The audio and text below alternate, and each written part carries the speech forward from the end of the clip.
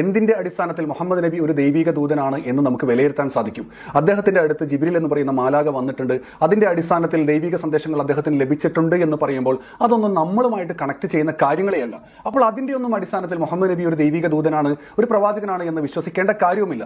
ഇപ്പോൾ മുഹമ്മദ് നബിയുടെ ഏതെങ്കിലും ഒരു കൽപ്പനയെ, ഏതെങ്കിലും ഒരു അധ്യാപനത്തെ ഞാൻ പൂർണ്ണാർത്ഥത്തിൽ സ്വീകരിക്കുന്നത് വഴി എന്റെ ജീവിതത്തിൽ എന്തെങ്കിലും ഒരു തിന്മ ഉണ്ടാകുന്നു എന്ന് ലിയാഖത്തിലേക്ക് വസ്തുതാപരമായിട്ട് ചൂണ്ടിക്കാണിക്കാൻ സാധിച്ചാൽ മുഹമ്മദ് നബിയുടെ പ്രവാചകത്വമാണ് അവിടെ ചോദ്യം ചെയ്യുന്നത്.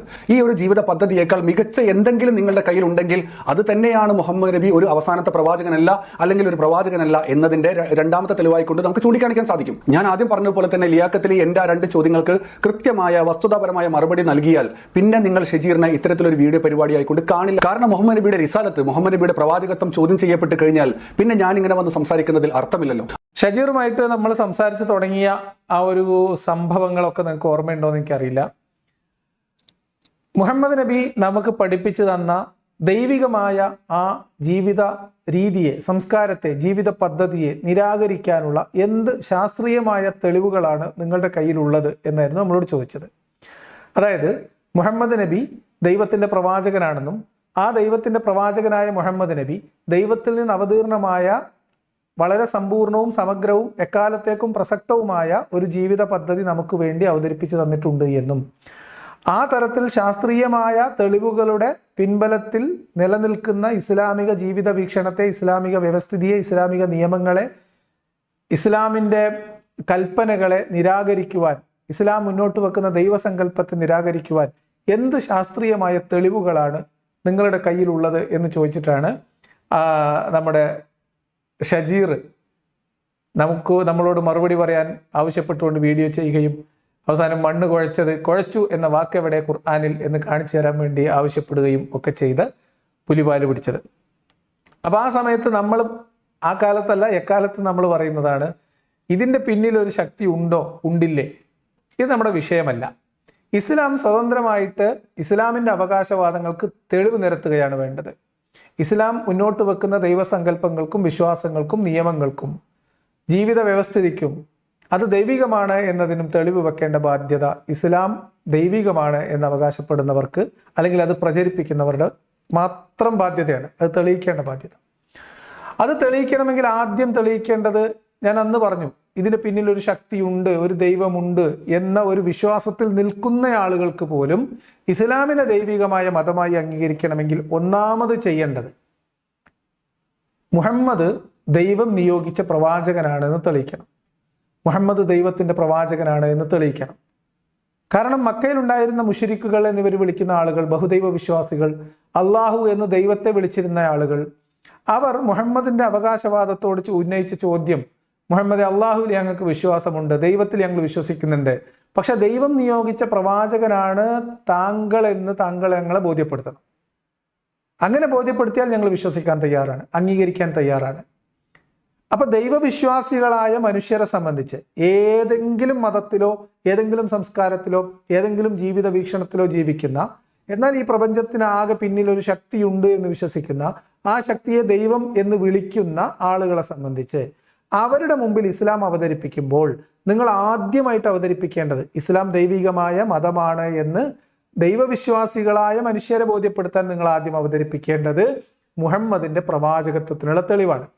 അപ്പൊ അതുകൊണ്ട് തന്നെ ഈ തരം നിരാകരണത്തിനുള്ള തെളിവ് ചോദിച്ചു വന്ന ഷജീറിനോട് നമ്മൾ അംഗീകരിക്കാത്തതിന്റെ കാരണം എന്താണ് എന്നും ഈ ആവശ്യം നമ്മൾ മുന്നോട്ട് വെക്കുകയും ചെയ്തു. അത് എനിക്ക് വേണ്ടിയിട്ടല്ല, ഇതര മതവിശ്വാസങ്ങളിൽ അകപ്പെട്ടു പോയ, ഇസ്ലാമിന്റെ ഭാഷയിൽ പറഞ്ഞാൽ സത്യനിഷേധത്തിലോ അല്ലെങ്കിൽ നേർമാർഗത്തിൽ നിന്ന് പിഴച്ചു പോയ മനുഷ്യർ, എന്നാൽ അവർ ഒരു ദൈവത്തിൽ വിശ്വസിക്കുന്നു.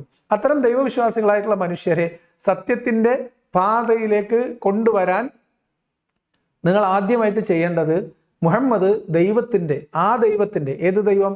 എല്ലാ മനുഷ്യരും വിശ്വസിക്കുന്ന, ഈ പ്രപഞ്ചത്തിന് പിന്നിലൊരു ശക്തിയുണ്ട് എന്ന് വിശ്വസിക്കുന്ന മനുഷ്യർ ഏകോപിച്ച് അഭിപ്രായം പറയുന്ന ആ പ്രപഞ്ച ശക്തി നിയോഗിച്ച പ്രവാചകനാണ് മുഹമ്മദ് എന്ന് സ്ഥാപിക്കണം. അതിനെന്ത് തെളിവാണ് നിങ്ങളുടെ കയ്യിലുള്ളത് എന്നാണ് ഞാൻ ചോദിച്ചത്. അതിനെയാണ് നമ്മൾ ചുരുക്കി മുഹമ്മദിന്റെ പ്രവാചകത്വത്തിന്റെ തെളിവ് എവിടെ എന്ന് ചോദിച്ചത്. മുഹമ്മദിന്റെ പ്രവാചകത്തിന്റെ തെളിവ് അത് മുഹമ്മദ് മറ്റുള്ളവരെ ബോധ്യപ്പെടുത്തിയിട്ടുണ്ടോ? ഞാൻ കുറച്ചുകൂടി കടത്തി ചോദിച്ചത്, മുഹമ്മദ് ദൈവത്തിന്റെ പ്രവാചകനാണ് എന്ന് മുഹമ്മദ് എങ്ങനെയാണ് തിരിച്ചറിഞ്ഞത്? ഇതുൾപ്പെടെ ലളിതമായ ചോദ്യമായിരുന്നു. പക്ഷെ അദ്ദേഹത്തിന് ഉത്തരം പറയാൻ ഒരുപാട് മാസങ്ങൾ എടുത്തു, ഒരുപാട് കാലം അദ്ദേഹത്തിന് എടുക്കേണ്ടി വന്നു. പിന്നെ അതിനുശേഷമാണ് അദ്ദേഹം ഇപ്പോൾ, അതിനിടയിൽ ഒരു ഫോൺ കോൾ ഉണ്ടായി. കാരണം ഈ മണ്ണ് കുഴച്ച് കുറേ കാലം ഇരുന്നു. കുഴച്ചു എന്നുള്ള വാക്കുണ്ടോ, കുഴച്ചു എന്നുള്ള വാക്കുണ്ടോ എന്നൊക്കെ ചോദിച്ചിട്ട്. അപ്പോൾ മണ്ണ് കുഴച്ചു എന്ന വാക്ക് കിട്ടാത്തത് കൊണ്ട് അദ്ദേഹം നമ്മളോട് കുറച്ച് പിണക്കത്തിലാണ്. കാരണം ഖുർആനിൽ മണ്ണ് കുഴച്ചത് ഇല്ല എന്നാണ്. മനുഷ്യന്റെ സൃഷ്ടിപ്പുമായി ഖുർആൻ മുന്നോട്ട് വെക്കുന്ന അല്ലെങ്കിൽ ഇസ്ലാം പഠിപ്പിക്കുന്ന ആദർശത്തിന് വിരുദ്ധമായ ഒരു ആശയമാണ് അദ്ദേഹത്തിനുള്ളത്. അത് അദ്ദേഹം പരസ്യമായിട്ട് പറയുന്നില്ല. പക്ഷെ അദ്ദേഹം മണ്ണ് കുഴച്ചിട്ടില്ല എന്നാണ്. കുഴച്ചിട്ടില്ലെങ്കിൽ പിന്നെ എങ്ങനെയാന്ന് നിങ്ങൾ വിശദീകരിച്ചാൽ മതി. മണ്ണും പൊടിമണ്ണും വെള്ളമൊക്കെ എടുത്തിട്ട് പഠിച്ചോൻ ഇതെല്ലാം കൂടെ മുന്നിൽ വെച്ചിട്ട് കുൻ ഫയക്കുൻ എന്ന് പറഞ്ഞതാണോ, അതോ ആദ്യമേ കുൻ ഫയക്കുൻ എന്ന് പറഞ്ഞതാണോ, അതോ മനുഷ്യനെ പരിണാമത്തിലൂടെ തന്നെയാണ് അള്ളാഹു ഉരുത്തിരിച്ചു കൊണ്ടുവന്നത്? പക്ഷെ അതിൽ ഒരു മനുഷ്യൻ അതിൻ്റെ ശരീരത്തിൽ അടങ്ങിയിട്ടുള്ള മൂലകങ്ങളെക്കുറിച്ചുള്ള സൂചന മാത്രമാണ് ഖുർആനിലുള്ളത്. നിങ്ങൾ വിശദീകരിച്ചാൽ മതി, പ്രശ്നമില്ലല്ലോ.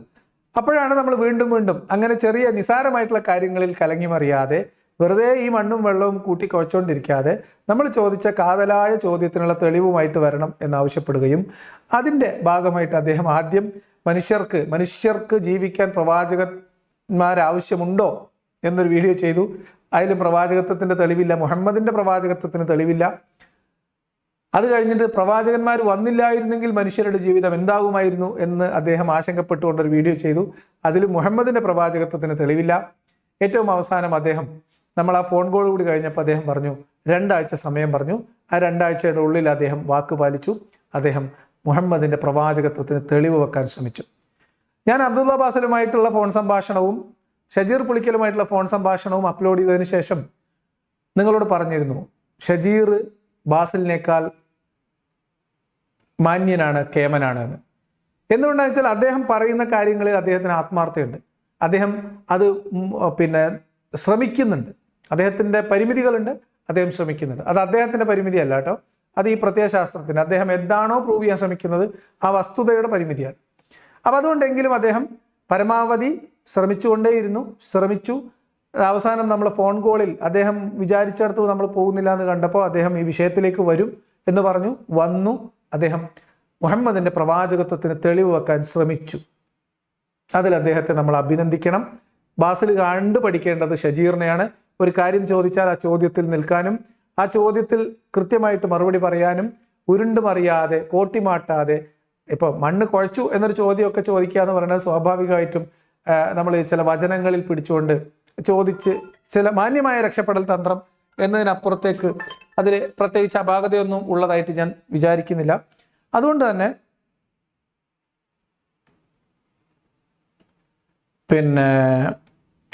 തന്നെ ഷജീർ എന്തായാലും ബാസിലിനേക്കാൾ മാന്യനാണ് എന്ന് അദ്ദേഹത്തെ അഭിനന്ദിച്ചുകൊണ്ട് അദ്ദേഹം ആ ശ്രമിച്ച വിഷയത്തിലേക്ക്, പ്രവാചകത്വത്തിനുള്ള തെളിവ് അദ്ദേഹം നിരത്തിയത് ഒന്ന് പരിശോധിക്കുന്നതിലേക്ക് നമ്മൾ കടക്കുകയാണ്.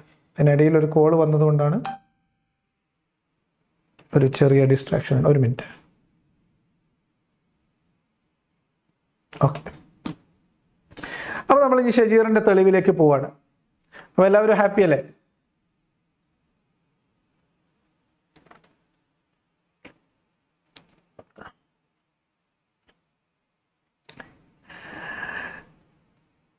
നമ്മൾ ഒരു വിഷയത്തിൽ ഒരാൾ ശ്രമിച്ച് പരാജയപ്പെടുന്നതും ശ്രമിക്കാതെ ഒഴിഞ്ഞു മാറുന്നു എന്ന് മറ്റുള്ളവർ മനസ്സിലാക്കാതിരിക്കാൻ വേണ്ടി കാപട്യവും നുണയും കള്ളപ്രചാരണവും നടത്തുന്നതും വ്യത്യസ്തമായിട്ടുള്ള രീതിയാണല്ലോ. അപ്പോൾ ആ അർത്ഥത്തിൽ ഷജീർ ആ വിഷയത്തിൽ മാന്യനാണ് എന്നാണ് എൻ്റെ നിലപാട്. അപ്പോൾ അതുകൊണ്ട് അദ്ദേഹം നമ്മുടെ മുന്നിൽ വെക്കാൻ ശ്രമിക്കുന്ന തെളിവുകൾ നമുക്ക് പരിശോധിക്കാം. ഇദ്ദേഹം വീഡിയോ തുടങ്ങുന്നത് തന്നെ മുഹമ്മദിൻ്റെ പ്രവാചകത്വത്തിന് ഞാൻ ചോദിച്ചത് പ്രകാരമുള്ള തെളിവുകളില്ല എന്ന് സമ്മതിച്ചുകൊണ്ടാണ്. അതും അദ്ദേഹത്തിൻ്റെ സത്യസന്ധതയാണ്. കാരണം മുഹമ്മദിൻ്റെ പ്രവാചകത്വം മുഹമ്മദിന് മനസ്സിലാവുന്നത് എങ്ങനെയെന്ന് എൻ്റെ ഒരു ചോദ്യമുണ്ട്. മുഹമ്മദിന് അള്ളാഹിനെ പരിചയമില്ല, മുഹമ്മദിന് ജിബ്രീലിനെ പരിചയമില്ല. അപ്പോൾ ആരോ ഒരാൾ വന്നു എന്ന് മാത്രമല്ല, ഗുഹയിൽ സ്വപ്നം കണ്ടതാണ് എന്നും വേറെ ചില സംഭവങ്ങളുണ്ട്. കാരണം നമ്മൾ വരും, അത് വേറൊരു ഹദീസ് വിശദീകരിക്കുമ്പോൾ നമ്മൾ പറയേണ്ടി വരും. അപ്പോൾ മുഹമ്മദിൻ്റെ അടുത്ത് ജിബ്രീൽ വന്നു എന്നാണ് മുഹമ്മദിൻ്റെ വാദം. മുഹമ്മദ് എങ്ങനെയാണ് ഇത് പ്രവാചകൻ അല്ല അള്ളാഹു പറഞ്ഞയച്ച മാലാക തന്നെയാണ് എന്ന് സ്ഥിരീകരിച്ചത്. എങ്ങനെയാണ് മുഹമ്മദ് ഇത് പൈശാചികമായ ഒരു ഇടപെടലായിരുന്നില്ല എന്നെങ്ങനെയാണ് സ്ഥിരീകരിക്കുന്നത്? മുഹമ്മദിന് പിശാചിനെയോ ജിബ്രീലിനെയോ മുൻപ് കണ്ട പരിചയമില്ല. അള്ളാഹുവിനോട് അതിനു മുമ്പ് നേർക്കുനേർ നമ്മുടെ മോദിക്കുണ്ടായിരുന്നത് പോലെ ആത്മാ പരമാത്മ ഡയറക്റ്റ് കണക്ഷനും സംവിധാനങ്ങളൊന്നും ഇല്ല. അപ്പോൾ പിന്നെ എങ്ങനെയായിരിക്കും മുഹമ്മദ് ജിബ്രീലിനെ തിരിച്ചറിഞ്ഞത്? എങ്ങനെയാണ് മുഹമ്മദ് കൊണ്ടുവന്നത് അള്ളാഹു കൊടുത്തയച്ച പ്രമാണമാണ് എന്ന് തിരിച്ചറിഞ്ഞത്? അള്ളാഹുവിൻ്റെ ഉത്ബോധനം അല്ലെങ്കിൽ സാക്ഷാൽ ദൈവത്തിൻ്റെ ഉത്ബോധനമാണ് മുഹമ്മദിന് കിട്ടിയത് എന്ന് മുഹമ്മദ് എങ്ങനെയാണ് കൺഫേം ചെയ്തത് എന്നത് തന്നെ വളരെ പ്രധാനപ്പെട്ട ചോദ്യമാണ്. അത് കഴിഞ്ഞിട്ട് വേണം മുഹമ്മദിന് ആദ്യം ബോധ്യപ്പെടണം. എന്നിട്ട് വേണം മുഹമ്മദ് ആ പ്രവാചകത്വം, തൻ്റെ നിയോഗം, നുബൂവത്ത് തുടങ്ങിയിട്ടുള്ള കാര്യങ്ങൾ മറ്റുള്ളവരെ ബോധ്യപ്പെടുത്താൻ. ഇതിന് രണ്ടിനും കഴിയുമ്പോൾ മാത്രമാണ് എന്തെങ്കിലും ഒരു കാര്യമുള്ളൂ. അപ്പോൾ എന്തായാലും ഷജീർ പറഞ്ഞു തുടങ്ങുന്നത് അത്തരം നുബൂവത്തുകൾക്ക് നേരിട്ടുള്ള തെളിവുകൾ മുന്നോട്ട് വെക്കാൻ കഴിയില്ല. കാരണം അത് മുഹമ്മദ് നബി പറഞ്ഞതും മുഹമ്മദ് നബിക്ക് മാത്രം അനുഭവപ്പെട്ടതും നമ്മൾക്കാർക്കും പരീക്ഷിച്ചറിയാനോ നമുക്കാർക്കും ബോധ്യപ്പെടാനോ സാധ്യമല്ലാത്ത കാര്യമാണ്. അപ്പോൾ മുഹമ്മദിൻ്റെ റിസാലത്തിന് ഡയറക്റ്റ് ആയിട്ടുള്ള എവിഡൻസ് ഒന്നും ഇല്ല എന്ന് സമ്മതിച്ചുകൊണ്ടാണ് ഇദ്ദേഹം ഷജീർ പുളിക്കൽ അദ്ദേഹത്തിൻ്റെ വീഡിയോയിലേക്ക് കടക്കുന്നത്.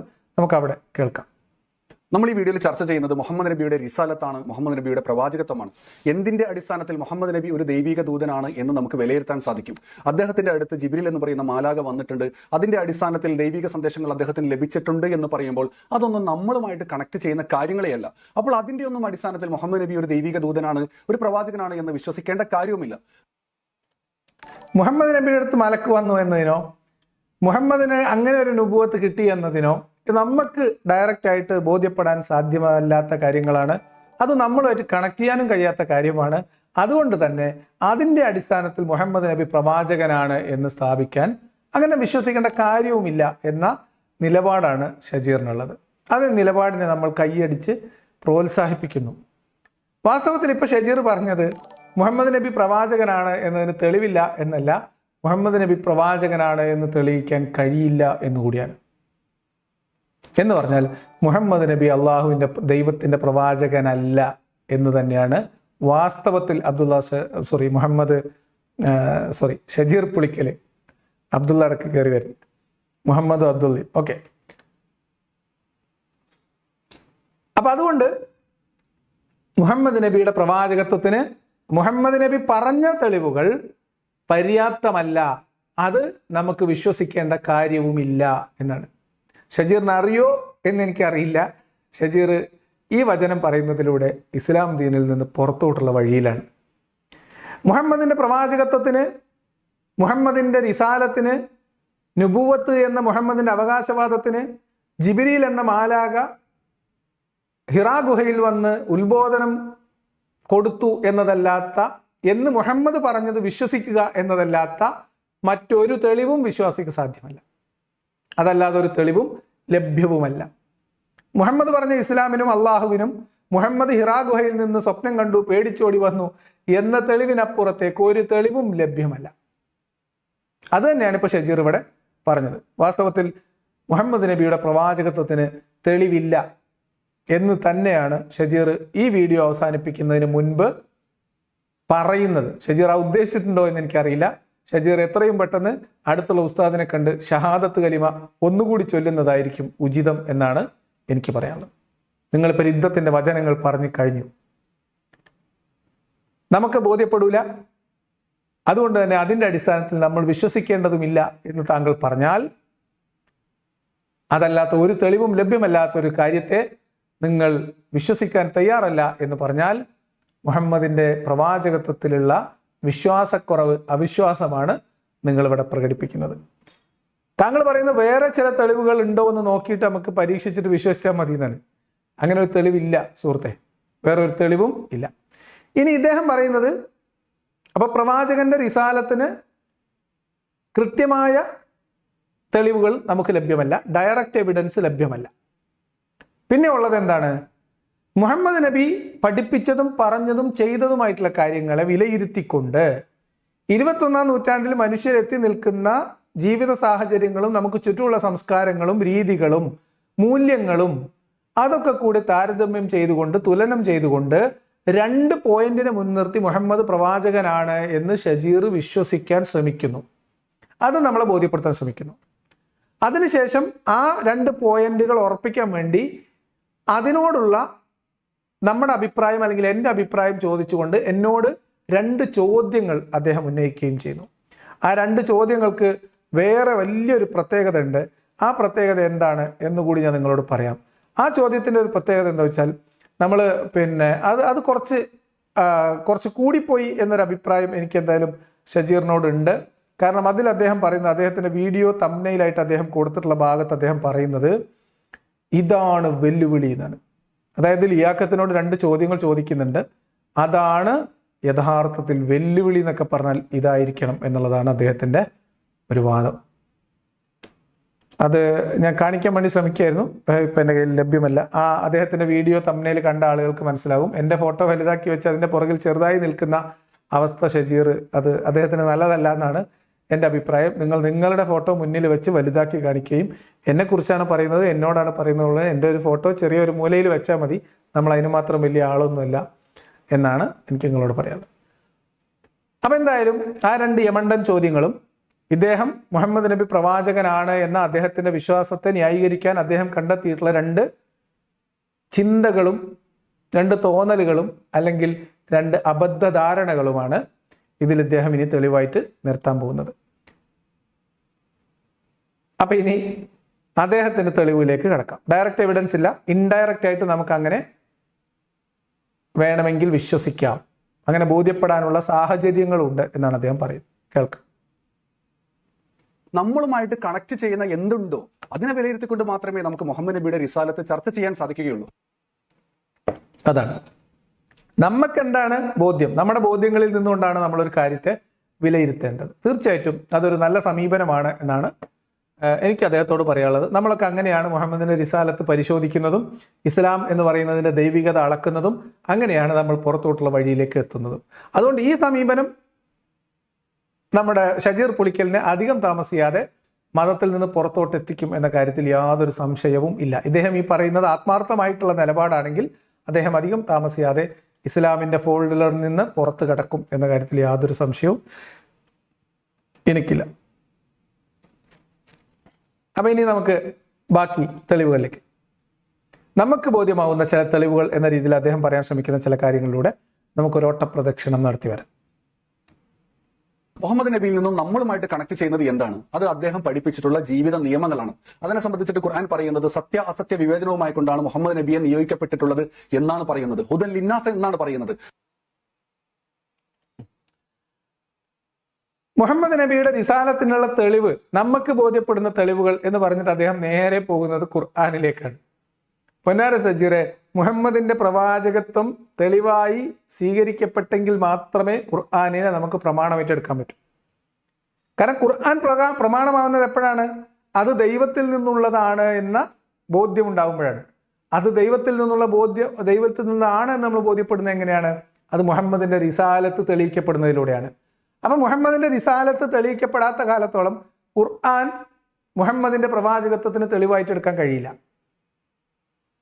മുഹമ്മദ് ആദ്യം പ്രവാചകനാണെന്ന് തെളിയിക്കണം, എന്നിട്ട് വേണം ഖുർആൻ മുഹമ്മദ് ദൈവത്തിൽ നിന്ന് മുഹമ്മദിലൂടെ എത്തിയതാണ് എന്ന് നമുക്ക് പരിഗണിക്കാൻ പറ്റുകയുള്ളൂ. ഇനി പോട്ടെ, മുഹമ്മദ് പ്രവാചകനാണ് എന്നതിനുള്ള എല്ലാ തെളിവും കിടക്കുന്നത് ഖുർആനിലാണെങ്കിൽ നമുക്ക് എടുക്കാം. അദ്ദേഹത്തിന്റെ അവകാശവാദം അനുസരിച്ച് നമുക്കത് എടുക്കാം. ഖുർആൻ നമ്മൾ എടുത്തു, ഖുർആൻ എടുത്തിട്ട് നമുക്കൊന്ന് പരിശോധിക്കാം. അഥവാ മനുഷ്യർക്ക് വെളിച്ചമേകുന്ന ഒരു ജീവിത പദ്ധതി, ഒരു ജീവിത നിയമങ്ങളുമായി കൊണ്ട് ശരിതെറ്റുകൾ എന്താണ് എന്ന് വ്യവച്ഛേദിപ്പിക്കുന്ന, നന്മ തിന്മകൾ എന്താണ് എന്ന് വ്യവച്ഛേദിക്കുന്ന ഒരു ജീവിത സംസ്കാരമാണ് പ്രവാചകൻ നമുക്ക് നൽകിയിട്ടുള്ളത്. അതാണ് പ്രവാചകനും നമ്മളുമായിട്ട് കണക്ട് ചെയ്യുന്നത്. അതിനെ വിലയിരുത്തിക്കൊണ്ട് മാത്രമേ നമുക്ക് മുഹമ്മദ് നബിയുടെ റിസാലത്ത്, മുഹമ്മദ് നബിയുടെ പ്രവാചകത്തെ നമുക്ക് അന്വേഷിക്കാൻ സാധിക്കുകയുള്ളൂ. അതെ. അപ്പൊ മുഹമ്മദ് നബി നന്മ തിന്മകൾ വ്യവച്ഛേദിക്കുകയും ശരിതെറ്റുകൾ പഠിപ്പിക്കുകയും അതുവഴി ഉത്തമമായ ഒരു ജീവിത പദ്ധതി നമ്മളെ മുമ്പിൽ അവതരിപ്പിക്കുകയും ചെയ്തിട്ടുണ്ട്. അതാണ് നമുക്ക് റിലേറ്റ് ചെയ്യാൻ പറ്റുന്ന ഒരു കാര്യം. അതാണ് നമ്മളുമായി ബന്ധപ്പെടുന്ന തെളിവ്. അതുകൊണ്ട് തന്നെ മുഹമ്മദ് നബി അങ്ങനെ അവതരിപ്പിച്ച് തന്നിട്ടുള്ള ജീവിതത്തെ വിലയിരുത്തി, ആ ആദർശത്തെ വിലയിരുത്തി, ആ ആശയത്തെ, പദ്ധതിയെ വിലയിരുത്തി, അതിലെ ശരിതെറ്റുകളെ വിലയിരുത്തി, മുഹമ്മദ് നബിയുടെ റിസാലത്ത് നമുക്ക് ഉറപ്പിക്കാമെന്നാണ് അദ്ദേഹം പറയുന്നത്. ശരി, സമ്മതിച്ച്. അത് നമ്മൾ പരിശോധിച്ച് അത് ഏറ്റവും കുറ്റമറ്റതും എല്ലാ മനുഷ്യർക്കും എല്ലാ കാലത്തേക്കും അനുയോജ്യമായതും അവകാശവാദങ്ങളെ സാധൂകരിക്കുന്നതുമായിട്ടുള്ള ഏറ്റവും ഉത്തമവും മാനവികവുമായിട്ടുള്ള ഒരു ജീവിത വ്യവസ്ഥിതിയും സങ്കല്പവും നിയമവുമാണ് എങ്കിൽ മുഹമ്മദിന്റെ റിസാലത്തിനെ നമുക്ക് അംഗീകരിക്കാം.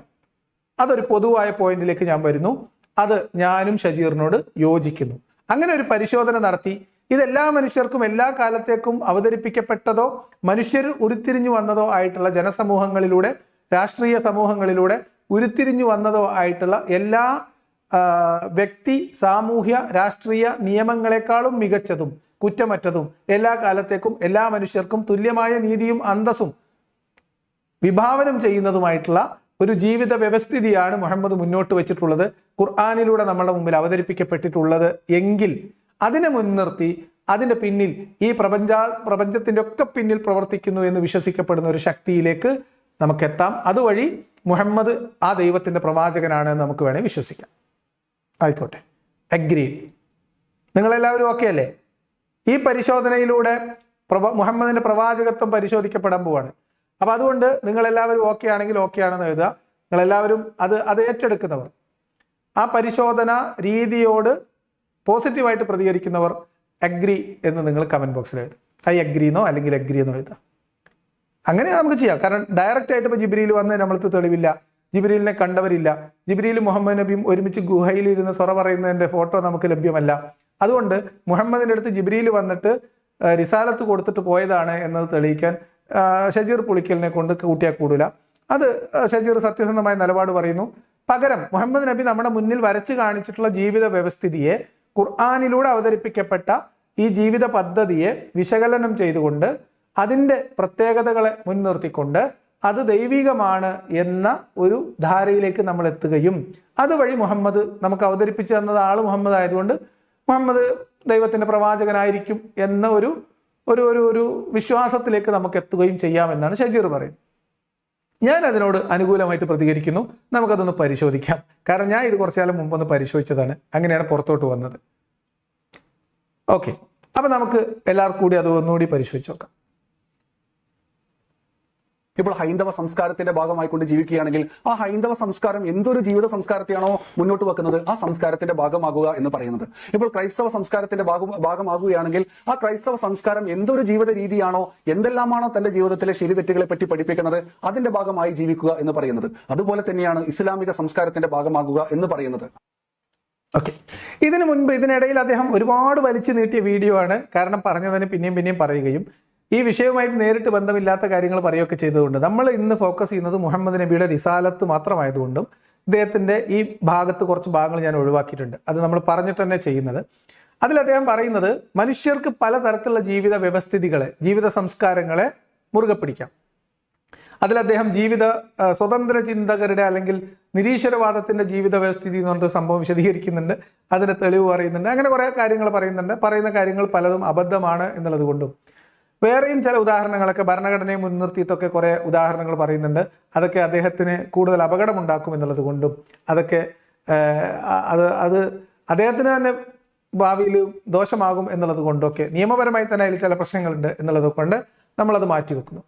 എന്നാൽ അദ്ദേഹം പൊതുവിൽ പറഞ്ഞു വെക്കുന്നതെന്ന് വെച്ചാൽ മനുഷ്യർ പലതരത്തിലുള്ള ജീവിത വ്യവസ്ഥിതികളിൽ മുന്നോട്ട് പോകുന്നു. ജീവിത സംസ്കാരങ്ങൾ, പല സംസ്കാരമുള്ളവർ, പല മൂല്യങ്ങളുള്ളവർ, പല ആചാരങ്ങൾ, വിശ്വാസങ്ങൾ, അനുഷ്ഠാനങ്ങളുള്ള പലതരം ജനവിഭാഗങ്ങളുണ്ട്. ഏതുപോലെ ഹൈന്ദവ ജനവിഭാഗങ്ങൾക്കിടയിൽ വ്യത്യസ്തമായ വിശ്വാസങ്ങളും ആചാരങ്ങളും മൂല്യങ്ങളും മുറുകെ പിടിക്കുന്ന മനുഷ്യരുള്ളതുപോലെ ക്രിസ്തു മതത്തിന് അല്ലെങ്കിൽ ക്രൈസ്തവ ജനതയ്ക്ക് അവർ വിശ്വസിക്കുകയും അവർ മുറുകെ പിടിക്കുകയും ചെയ്യുന്ന ജീവിത വ്യവസ്ഥയും വീക്ഷണങ്ങളും സംസ്കാരങ്ങളും ഉള്ളതുപോലെ അതുപോലെ തന്നെ ഒരു വ്യവസ്ഥിതിയാണ് ഇസ്ലാമികമായ ഒരു ജീവിത സംസ്കാരം. എന്തിനാ നമ്മളിത് പറയുന്നത് വെച്ചാൽ മുഹമ്മദ് ഖുർആനിലൂടെ നമ്മുടെ മുമ്പിൽ അവതരിപ്പിച്ച വ്യവസ്ഥിതി ദൈവികമായ സത്ത ഉൾച്ചേർന്നതാണെന്ന് നമ്മൾ ബോധ്യപ്പെടുത്താനാണ്. അപ്പോൾ പല ജനവിഭാഗങ്ങൾക്ക് പലതരത്തിലുള്ള സംസ്കാരങ്ങളും ജീവിത രീതികളും നിയമങ്ങളും ഉണ്ട്. അതുപോലെ മുഹമ്മദും ഒരു സംഭവം അവതരിപ്പിച്ചിട്ടുണ്ട്. ഇതിലൊരു പ്രശ്നമുണ്ട്. പല മനുഷ്യർക്കും പല വിഭാഗങ്ങൾക്കും നിങ്ങൾ നേരത്തെ പറഞ്ഞ സ്വതന്ത്ര ചിന്തകരുടെ ജീവിത വീക്ഷണ മൂല്യങ്ങൾ, ഭരണഘടനാ ധാർമ്മികതയിൽ വിശ്വസിക്കുന്ന ആളുകളുടെ ജീവിത വീക്ഷണങ്ങൾ, അതേപോലെ തന്നെ ഇതര മതസ്ഥരുടെ, മതരഹിതരായിട്ടുള്ള ആളുകളുടെ ദൈവത്തിൽ വിശ്വസിക്കുകയും മതങ്ങളെ നിരാകരിക്കുകയും ചെയ്യുന്ന ആത്മീയവാദികളുടെ, ഇങ്ങനെ പലതരം മനുഷ്യരുടെ മൂല്യങ്ങളും ജീവിത വ്യവസ്ഥയും കാഴ്ചപ്പാടുകളൊക്കെ വ്യത്യസ്തമാണ്. അതുപോലെ തന്നെ മറ്റൊരു ജീവിത വ്യവസ്ഥിതിയാണ് ഇസ്ലാം എന്ന് പറയുന്ന നിങ്ങളുടെ അവകാശവാദം തന്നെ ഇസ്ലാമിനെതിരാണ്. അതവിടെ നിൽക്കട്ടെ, ഞാൻ നിങ്ങളെ വെറുതെ ഓർമ്മിപ്പിച്ചെന്ന് മാത്രമേ ഉള്ളൂ. അപ്പോൾ പറഞ്ഞു വന്നത്, ഇനി നമ്മൾ പരീക്ഷിക്കുന്നത് ഇസ്ലാം ഇതിനേക്കാളൊക്കെ മികച്ചതാണ് എന്ന് സ്ഥാപിക്കാൻ അദ്ദേഹത്തിന് കഴിയുമോ എന്നാണ്. അദ്ദേഹം അതിനാണ് ശ്രമിക്കുന്നത്. അവിടെ ഇസ്ലാമിക സംസ്കാരത്തിന്റെ പ്രത്യേകത എന്താണ് എന്ന് ചോദിച്ചാൽ, മുഹമ്മദ് നബി ഒരു അവസാനത്തെ പ്രവാചകനായതുകൊണ്ട്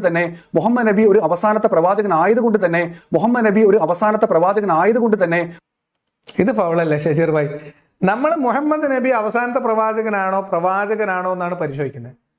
അതിന് തെളിവായിട്ട് നിങ്ങൾ പറയുന്നത് മുഹമ്മദ് നബി അവസാനത്തെ പ്രവാചകനായതുകൊണ്ട് തന്നെ ഇസ്ലാമിന്റെ സംസ്കാരത്തിന്റെ ചില പ്രത്യേകതകൾ, ഇസ്ലാമിന്റെ സംസ്കാരത്തിന്റെ പ്രത്യേകതകളും നിയമങ്ങളുടെ പ്രത്യേകതകളും പരിശോധിച്ചതിന് ശേഷം നമുക്ക് ഉറപ്പിക്കാം. അതിന്റെ മുമ്പ് നിങ്ങൾ ഇതിങ്ങനെ എടുത്തെടുത്ത് പറയല്ലേ, കാരണം നമ്മൾ അതാണല്ലോ പരിശോധിക്കുന്നത്. അതിന്റെ മുമ്പ് തന്നെ നമ്മൾ റിസൾട്ട് പ്രഖ്യാപിച്ചിട്ട് പരിശോധന നടത്തുന്നതിൽ കാര്യമില്ലല്ലോ. അതുകൊണ്ട് മുഹമ്മദ് എന്ന് വെക്കുക, ബാക്കി വിഷയം. ഒരു മനുഷ്യൻ തന്റെ ജീവിത കാലയളവിൽ ഏതെല്ലാം മേഖലകളുമായി ബന്ധപ്പെടുന്നുണ്ടോ ആ എല്ലാ മേഖലകൾക്കും ആവശ്യമായ കൃത്യമായ ഒരു മാർഗദർശനം, ഒരു നന്മ തിന്മകളുടെ വ്യവച്ഛേദനം അദ്ദേഹം പഠിപ്പിച്ചു തരുന്നുണ്ട് എന്നതാണ് ഇസ്ലാമിക സംസ്കാരത്തിന്റെ പ്രത്യേകത എന്ന് പറയുന്നത്.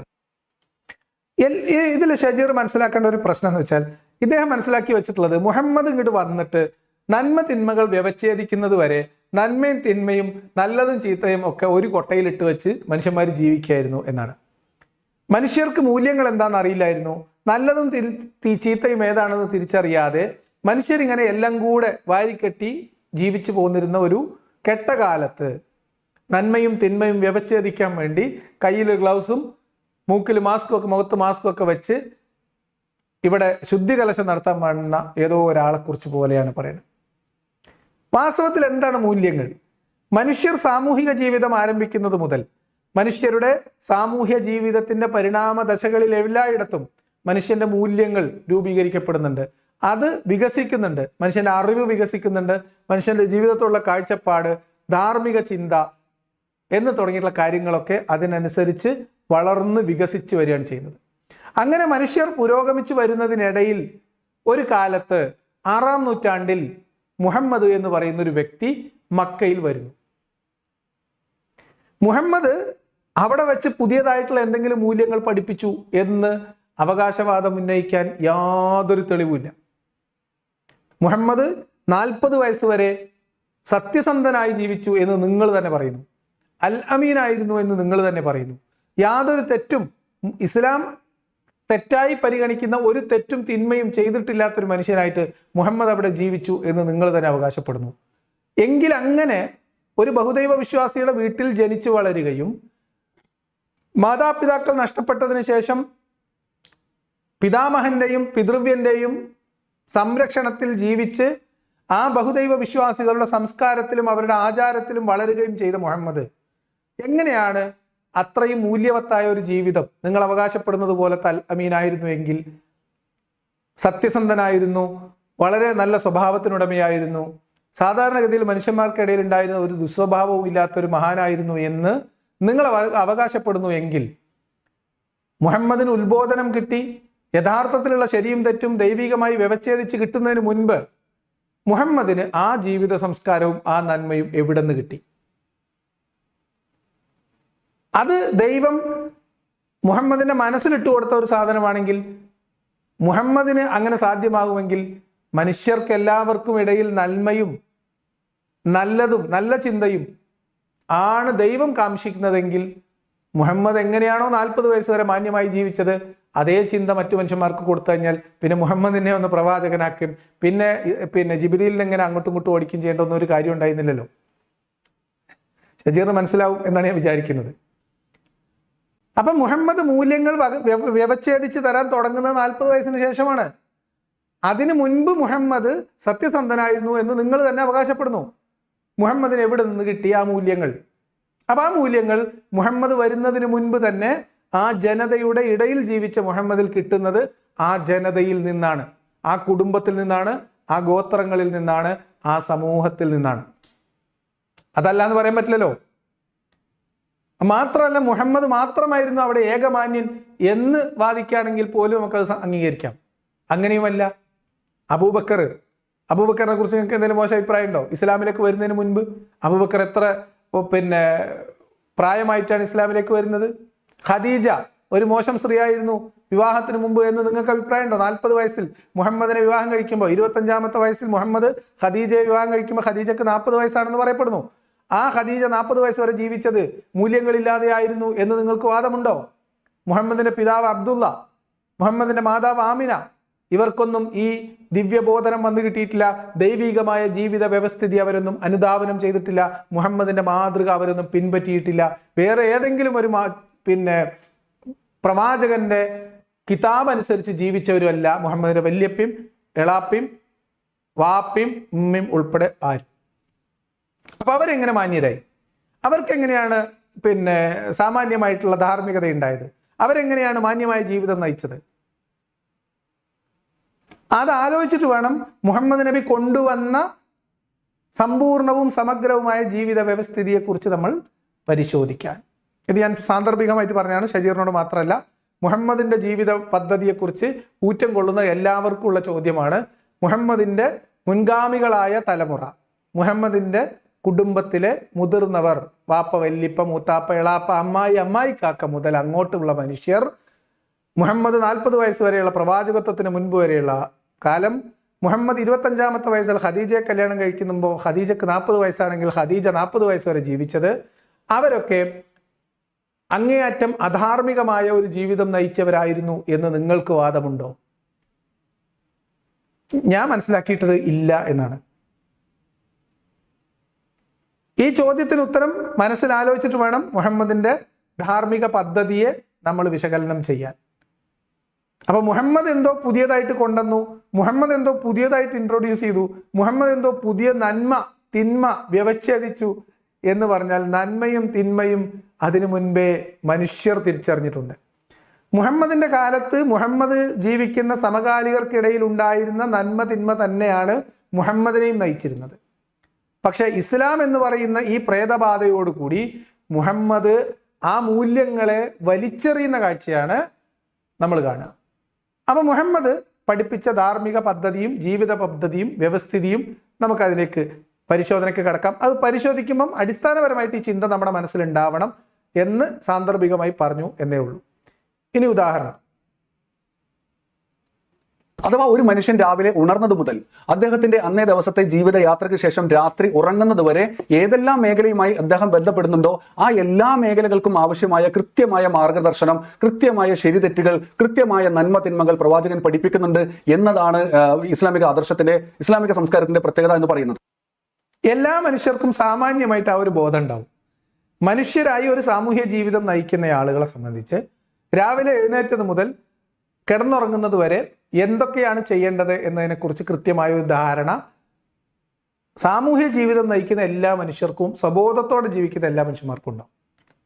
പിന്നെ അതിൽ ചില ആളുകൾക്ക് കാർക്കശ്യം കുറവായിരിക്കും, ചിലർക്ക് അടുക്കും ചിട്ടിത്തര കുറവായിരിക്കും, ചിലർക്ക് ചില കാര്യങ്ങളിൽ ചില അശ്രദ്ധ ഉണ്ടാവും. അത് സ്വാഭാവികമാണ്. അതിപ്പോൾ മുസ്ലിം ആയതുകൊണ്ട് എല്ലാ പ്രശ്നം തീരുമോ? ഇല്ല. ഇസ്ലാം അല്ലെങ്കിൽ മുഹമ്മദ് മുന്നോട്ട് വെക്കുന്ന ഈ പറയുന്ന കാര്യങ്ങൾ എന്താണ് മുഹമ്മദ് നബി പഠിപ്പിച്ചു എന്ന് പറയുന്നത്? മുഹമ്മദ് നബി എന്താണോ ചെയ്തത് അതന്നെയാണ് അധ്യാപനം. മുഹമ്മദ് നബി രാവിലെ എഴുന്നേറ്റു, പല്ല് തേച്ചു, മിസ്വാക്ക് വേറൊരാളെടുത്ത് പിടിക്കാൻ കൊടുത്തു, അല്ലെങ്കിൽ കഴുകിയിട്ട് വാ എന്ന് പറഞ്ഞിട്ട് കൊടുത്തു. ആ മരത്തിന്റെ കമ്പൈ അതൊന്ന് കഴുകാൻ പറഞ്ഞിട്ട് അനുയായിയുടെ അടുത്ത് കൊടുക്കുമ്പോൾ ആ അനുയായി അത് കഴുകുക പോലും ചെയ്യാതെ മുത്തുനബീന്റെ തുപ്പലമല്ലേ എന്ന് പറഞ്ഞ് അദ്ദേഹം കഴുകാതെ അത് വായിലിട്ട് അതുകൊണ്ട് വീണ്ടും പല്ലിച്ചു. എന്നിട്ട് അത് കഴുകി മുഹമ്മദ് നബിയുടെ അടുത്ത് കൊടുത്തു. അത് സുന്നത്തല്ലേ? നല്ല കാര്യമല്ലേ? മുഹമ്മദ് നബിയുടെ വീട്ടിൽ വേലക്ക് നിന്നിരുന്ന ഒരു സ്ത്രീ പരിചാരിക അതികഠിനമായ വയറുവേദന വന്നപ്പോൾ മുഹമ്മദ് നബിയുടെ വീട്ടിൽ ഒഴിച്ചു വച്ചിരുന്ന ഒരു പാത്രത്തിൽ ഒഴിച്ചു വെച്ചിരുന്ന മൂത്രം എടുത്ത് കുടിച്ച് വയറുവേദന മാറി എന്ന് നമ്മുടെ നാട്ടിലുള്ള മൊയ്ലിയന്മാർ വയല് പറയുന്നത് പ്രവാചകന്റെ ജീവിതത്തോടുള്ള ഹുബ്ബും പ്രവാചകന്റെ ശാരീരികമായ ബോഡി വേസ്റ്റിലുള്ള മാഹാത്മ്യവും വിശദീകരിച്ചുകൊണ്ടല്ലേ? അപ്പൊ അതൊക്കെ അതിലേക്കൊക്കെ നമുക്ക് വരാം. നമുക്കൊന്നുകൂടി മുന്നോട്ട് പോവാം. ഒരു മനുഷ്യൻ രാവിലെ ഉറക്കമുണർന്നതിന് ശേഷം ആദ്യമായിക്കൊണ്ട് ചെയ്യേണ്ടത് പ്രവാചകൻ പഠിപ്പിച്ചിട്ടുള്ളത് നിങ്ങളുടെ 2 കൈകളും ശുദ്ധമാക്കുക, മുട്ടറ്റം വരെ കഴുകുക എന്നാണ് പഠിപ്പിച്ചിട്ടുള്ളത്. കാരണം അദ്ദേഹം പറയുന്നത് നിങ്ങൾ ഉറങ്ങുന്ന സമയത്ത് നിങ്ങളുടെ കൈകളിൽ എന്തെല്ലാം അശുദ്ധിയായിട്ടുണ്ട് എന്ന് നിങ്ങൾക്കറിയില്ല, നിങ്ങളുടെ കൈകൾ എവിടെയൊക്കെ പ്രവേശിച്ചിട്ടുണ്ട് എന്ന് നിങ്ങൾക്കറിയില്ല. അതുകൊണ്ട് തന്നെ രാവിലെ ഉണർന്നതിന് ശേഷം ആദ്യം ചെയ്യേണ്ടത് നിങ്ങളുടെ കൈകൾ ശുദ്ധിയാക്കുക എന്നതാണ് പ്രവാചകൻ പഠിപ്പിച്ചിട്ടുള്ളത്. അവിടെ നിന്ന് തുടങ്ങുകയാണ്. അവിടേക്ക് നമ്മൾ പോകുന്നില്ല എന്നുള്ളതുകൊണ്ടാണ് മുഹമ്മദ് നബി ഉറക്കമൊഴിച്ചാൽ കൈ കഴുകാൻ പഠിപ്പിക്കുന്നതുമായി ബന്ധപ്പെട്ട് മുഹമ്മദ് നബി കൈ കഴുകിയ ചില സന്ദർഭങ്ങൾ ഹദീസിൽ, ആയിഷയിൽ നിന്ന് ഉദ്ധരിക്കപ്പെട്ട ഹദീസുകളിൽ പോലും ഉണ്ട്. സഹാബിമാർ ഉദ്ധരിച്ച ഹദീസ് ഉണ്ട്. ഒന്നേ ഞാൻ പ്രവാചകനെ നിന്ദിക്കുന്നു, പ്രവാചകനെ അവഹേളിക്കുന്നു എന്നൊരു ആക്ഷേപം വിശ്വാസികൾക്കുള്ളത് കൊണ്ടും അവർക്കത് വലിയ രീതിയിലുള്ള മനോവേദന ഉണ്ടാക്കുന്നത് കൊണ്ടും ഞാനായിട്ട് പ്രത്യേകിച്ച് ഹദീസ് ഒന്നും ഇവിടെ പ്രദർശിപ്പിക്കുന്നില്ല. ഇദ്ദേഹം പറയുന്നത് കേട്ടാൽ തോന്നും ഉറക്കം എഴുന്നേറ്റ് വന്നാൽ കയ്യും വായും കഴുകണം എന്ന് ആദ്യമായിട്ട് പഠിപ്പിച്ച ആൾ മുഹമ്മദ് നബിയാണ് എന്ന് പറഞ്ഞാൽ മുഹമ്മദ് നബി 40 വയസ്സ് വരെ രാവിലെ എഴുന്നേറ്റ കൈയും മുഖമൊന്നും കഴുകിയിരുന്നില്ല എന്നാണ്, പല്ല് തേച്ചിരുന്നില്ല എന്നാണ്. എന്തൊക്കെയാണ് ഷജീറെ പറയുന്നത്? മുഹമ്മദ് നബി കൈ കഴുകി എങ്കിൽ അത് കൈ കഴുകിയെന്ന് അനുയായികൾ എഴുതി വെക്കും. മുഹമ്മദ് നബി ബാത്റൂമിൽ പോകുന്ന സമയത്ത് അല്ലെങ്കിൽ വിസർജനത്തിന് പോകുന്ന സമയത്ത് ആ മലം ഒന്ന് കാണാൻ വേണ്ടി ഞാൻ കാത്തിരുന്നിരുന്നു എന്ന് പറയുന്ന ഒരു അനുചരൻ, ഒരു എന്താ പറയുക, ഒരു ഹാദിമ് മുഹമ്മദ് നബിക്ക് ഉണ്ടായിരുന്നു. ഞാൻ പറഞ്ഞതല്ല, ഇതൊക്കെ മലയാളത്തിൽ ഇവിടെ പണ്ഡിതന്മാർ വയൽ പറഞ്ഞ കാര്യം കേട്ടോ. ഇനി ഇസ്ലാമിലില്ലാതെ പണ്ഡിതന്മാർ നുണ പറഞ്ഞാണെങ്കിൽ നിങ്ങൾ ഓല കൂടെ പോയിക്കോ, ഓലോട് ചോദിച്ചോ, തീരുമാനാക്കിക്കോ. പ്രവാചകന്റെ വേർപ്പിന് വേണ്ടി അനുചരന്മാർ അടികൂടിയിരുന്നു, തല്ലുകൂടിയിരുന്നു എന്ന് പറയുന്നുണ്ട് അല്ലേ? ഒരിറ്റ് വേർപ്പ് വീഴാൻ സമ്മതിച്ചിരുന്നില്ല എന്നാണ് പറയുന്നത്. അപ്പൊ ആ അർത്ഥത്തിൽ മുഹമ്മദിന്റെ അനുചരന്മാരുടെ ഈ വൃത്തിയുടെ കഥ നമ്മൾ ഒരു ഭാഗത്ത് വെക്കുക, നേരത്തെ മൂത്രം കുടിച്ച ഹദീസും മാറ്റി വെക്കുക. എന്നിട്ട് രാവിലെ എഴുന്നേറ്റ കൈ കഴുകാൻ പറഞ്ഞു പഠിച്ചോന്റെ നബി എന്നാണ്. മുഹമ്മദ് നബി കൈ കഴുകാൻ പറയും. കൈ എവിടേക്കാ പോവുക, എവിടേക്കാ തട്ടുക എന്ന് മുഹമ്മദ് നബിക്ക് മാത്രമല്ല എല്ലാവർക്കും അറിയാം. കൈ എവിടെയൊക്കെ തട്ടാൻ സാധ്യതയുണ്ട്. എന്നാൽ മുഹമ്മദ് നബിയുടെ ഈ അധ്യാപനത്തില് നമുക്ക് താങ്ങാൻ പറ്റാത്തൊരു യുക്തിയുണ്ട്. അതെല്ലാ വിശ്വാസികളും ഇന്നും അനുവർത്തിച്ചു പോരുന്ന ഒരു അബദ്ധമാണ്. അതിൻ്റെ ഉത്തരം ഇന്ന് വരെ എനിക്ക് കിട്ടിയിട്ടില്ല. നിങ്ങൾക്ക് ആർക്കെങ്കിലും അറിയെങ്കിൽ പറയും. കാരണം വൃത്തിയാണല്ലോ വിഷയം. മുഹമ്മദ് നബി വൃത്തിയുടെ അങ്ങാറ്റം പഠിപ്പിച്ച മഹാനാണ്. അബ്ദുള്ള അബ്ബാസിൽ ഇന്നലെ വീഡിയോ ചെയ്തപ്പോൾ എന്നെ പരിഹസിക്കാൻ വേണ്ടി അത്തഹിയ്യാത്തിൽ എന്തോ ഉളു മുറിഞ്ഞു എന്ന്. അത്തഹിയ്യാത്തിൽ സാധാരണഗതിയിൽ ഉളു മുറിയുന്നത് കീഴ്വായു പോകുമ്പോഴാണ്. ഫാട്ട് ഞാൻ മലയാളം പറയണില്ല, അറബിയിൽ കീഴ്വായു മലയാളമാണ് എങ്കിലും അതൊരു അത്ര ഒരു മോശം വാക്കല്ലാത്തതുകൊണ്ട് പറയാം.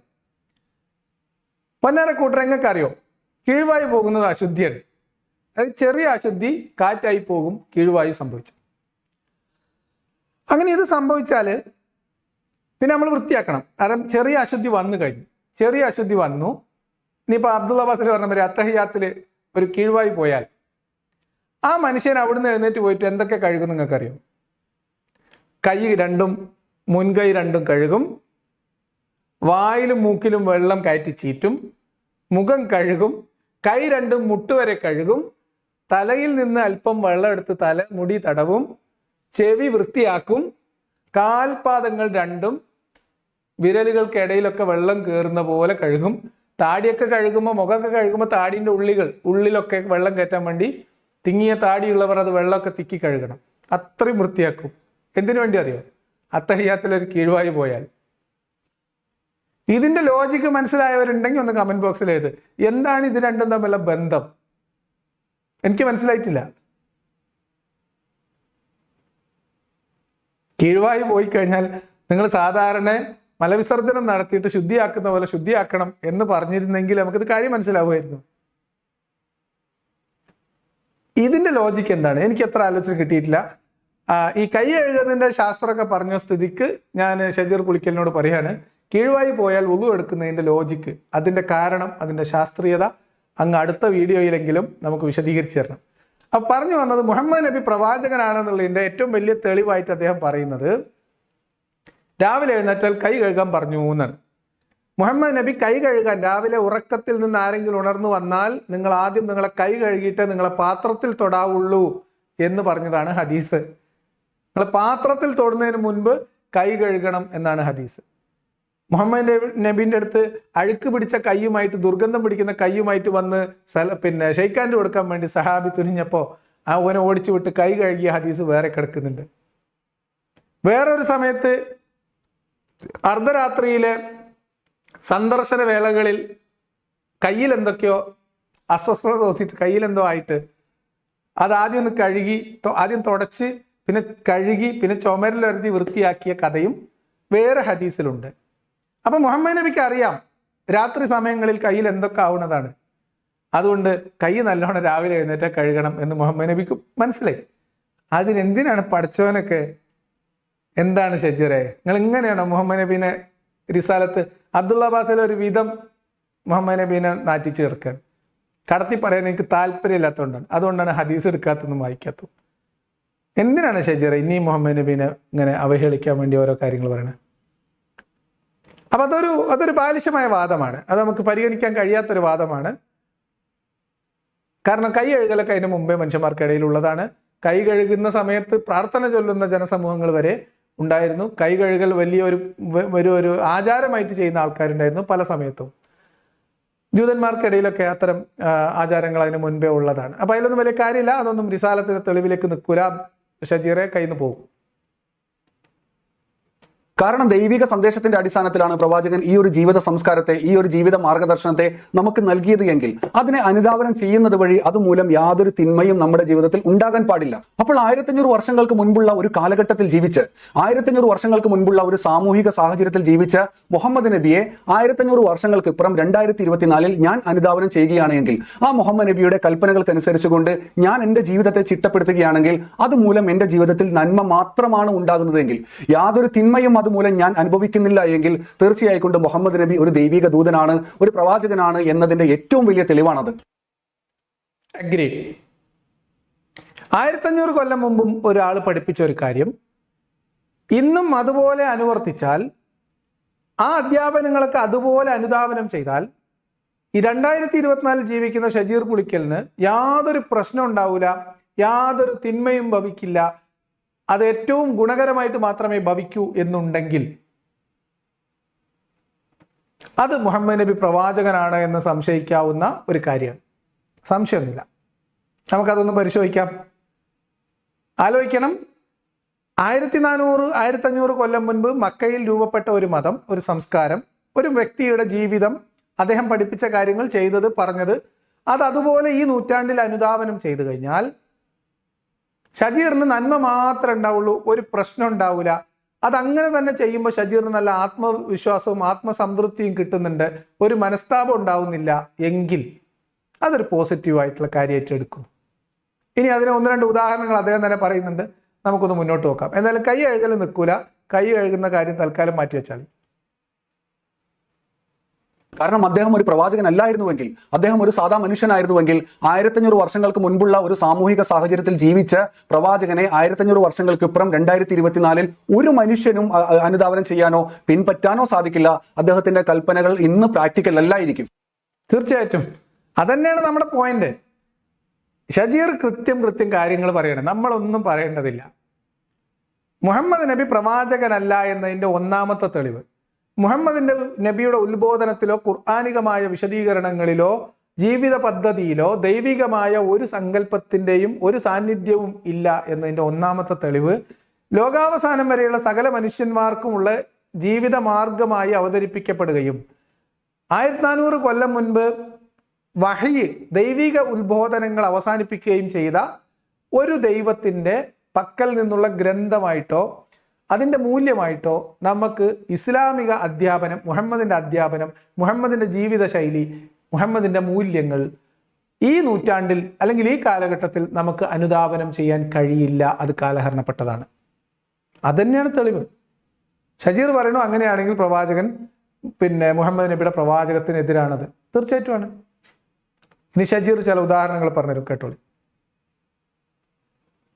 അപ്പോൾ 1500 വർഷങ്ങൾക്ക് മുൻപുള്ള ഒരു സാമൂഹിക സാഹചര്യത്തിൽ ജീവിച്ച ഒരു മനുഷ്യൻ 2024 ജീവിക്കുന്ന ഒരു മനുഷ്യനിൽ നന്മ മാത്രമാണ് പ്രദാനം ചെയ്യുന്നത് എങ്കിൽ, തിന്മയൊന്നും പ്രദാനം ചെയ്യുന്നില്ല എങ്കിൽ അത് തന്നെയാണ് മുഹമ്മദ് നബിയുടെ പ്രവാചകത്വത്തിന്റെ ഒന്നാമത്തെ തെളിവ്.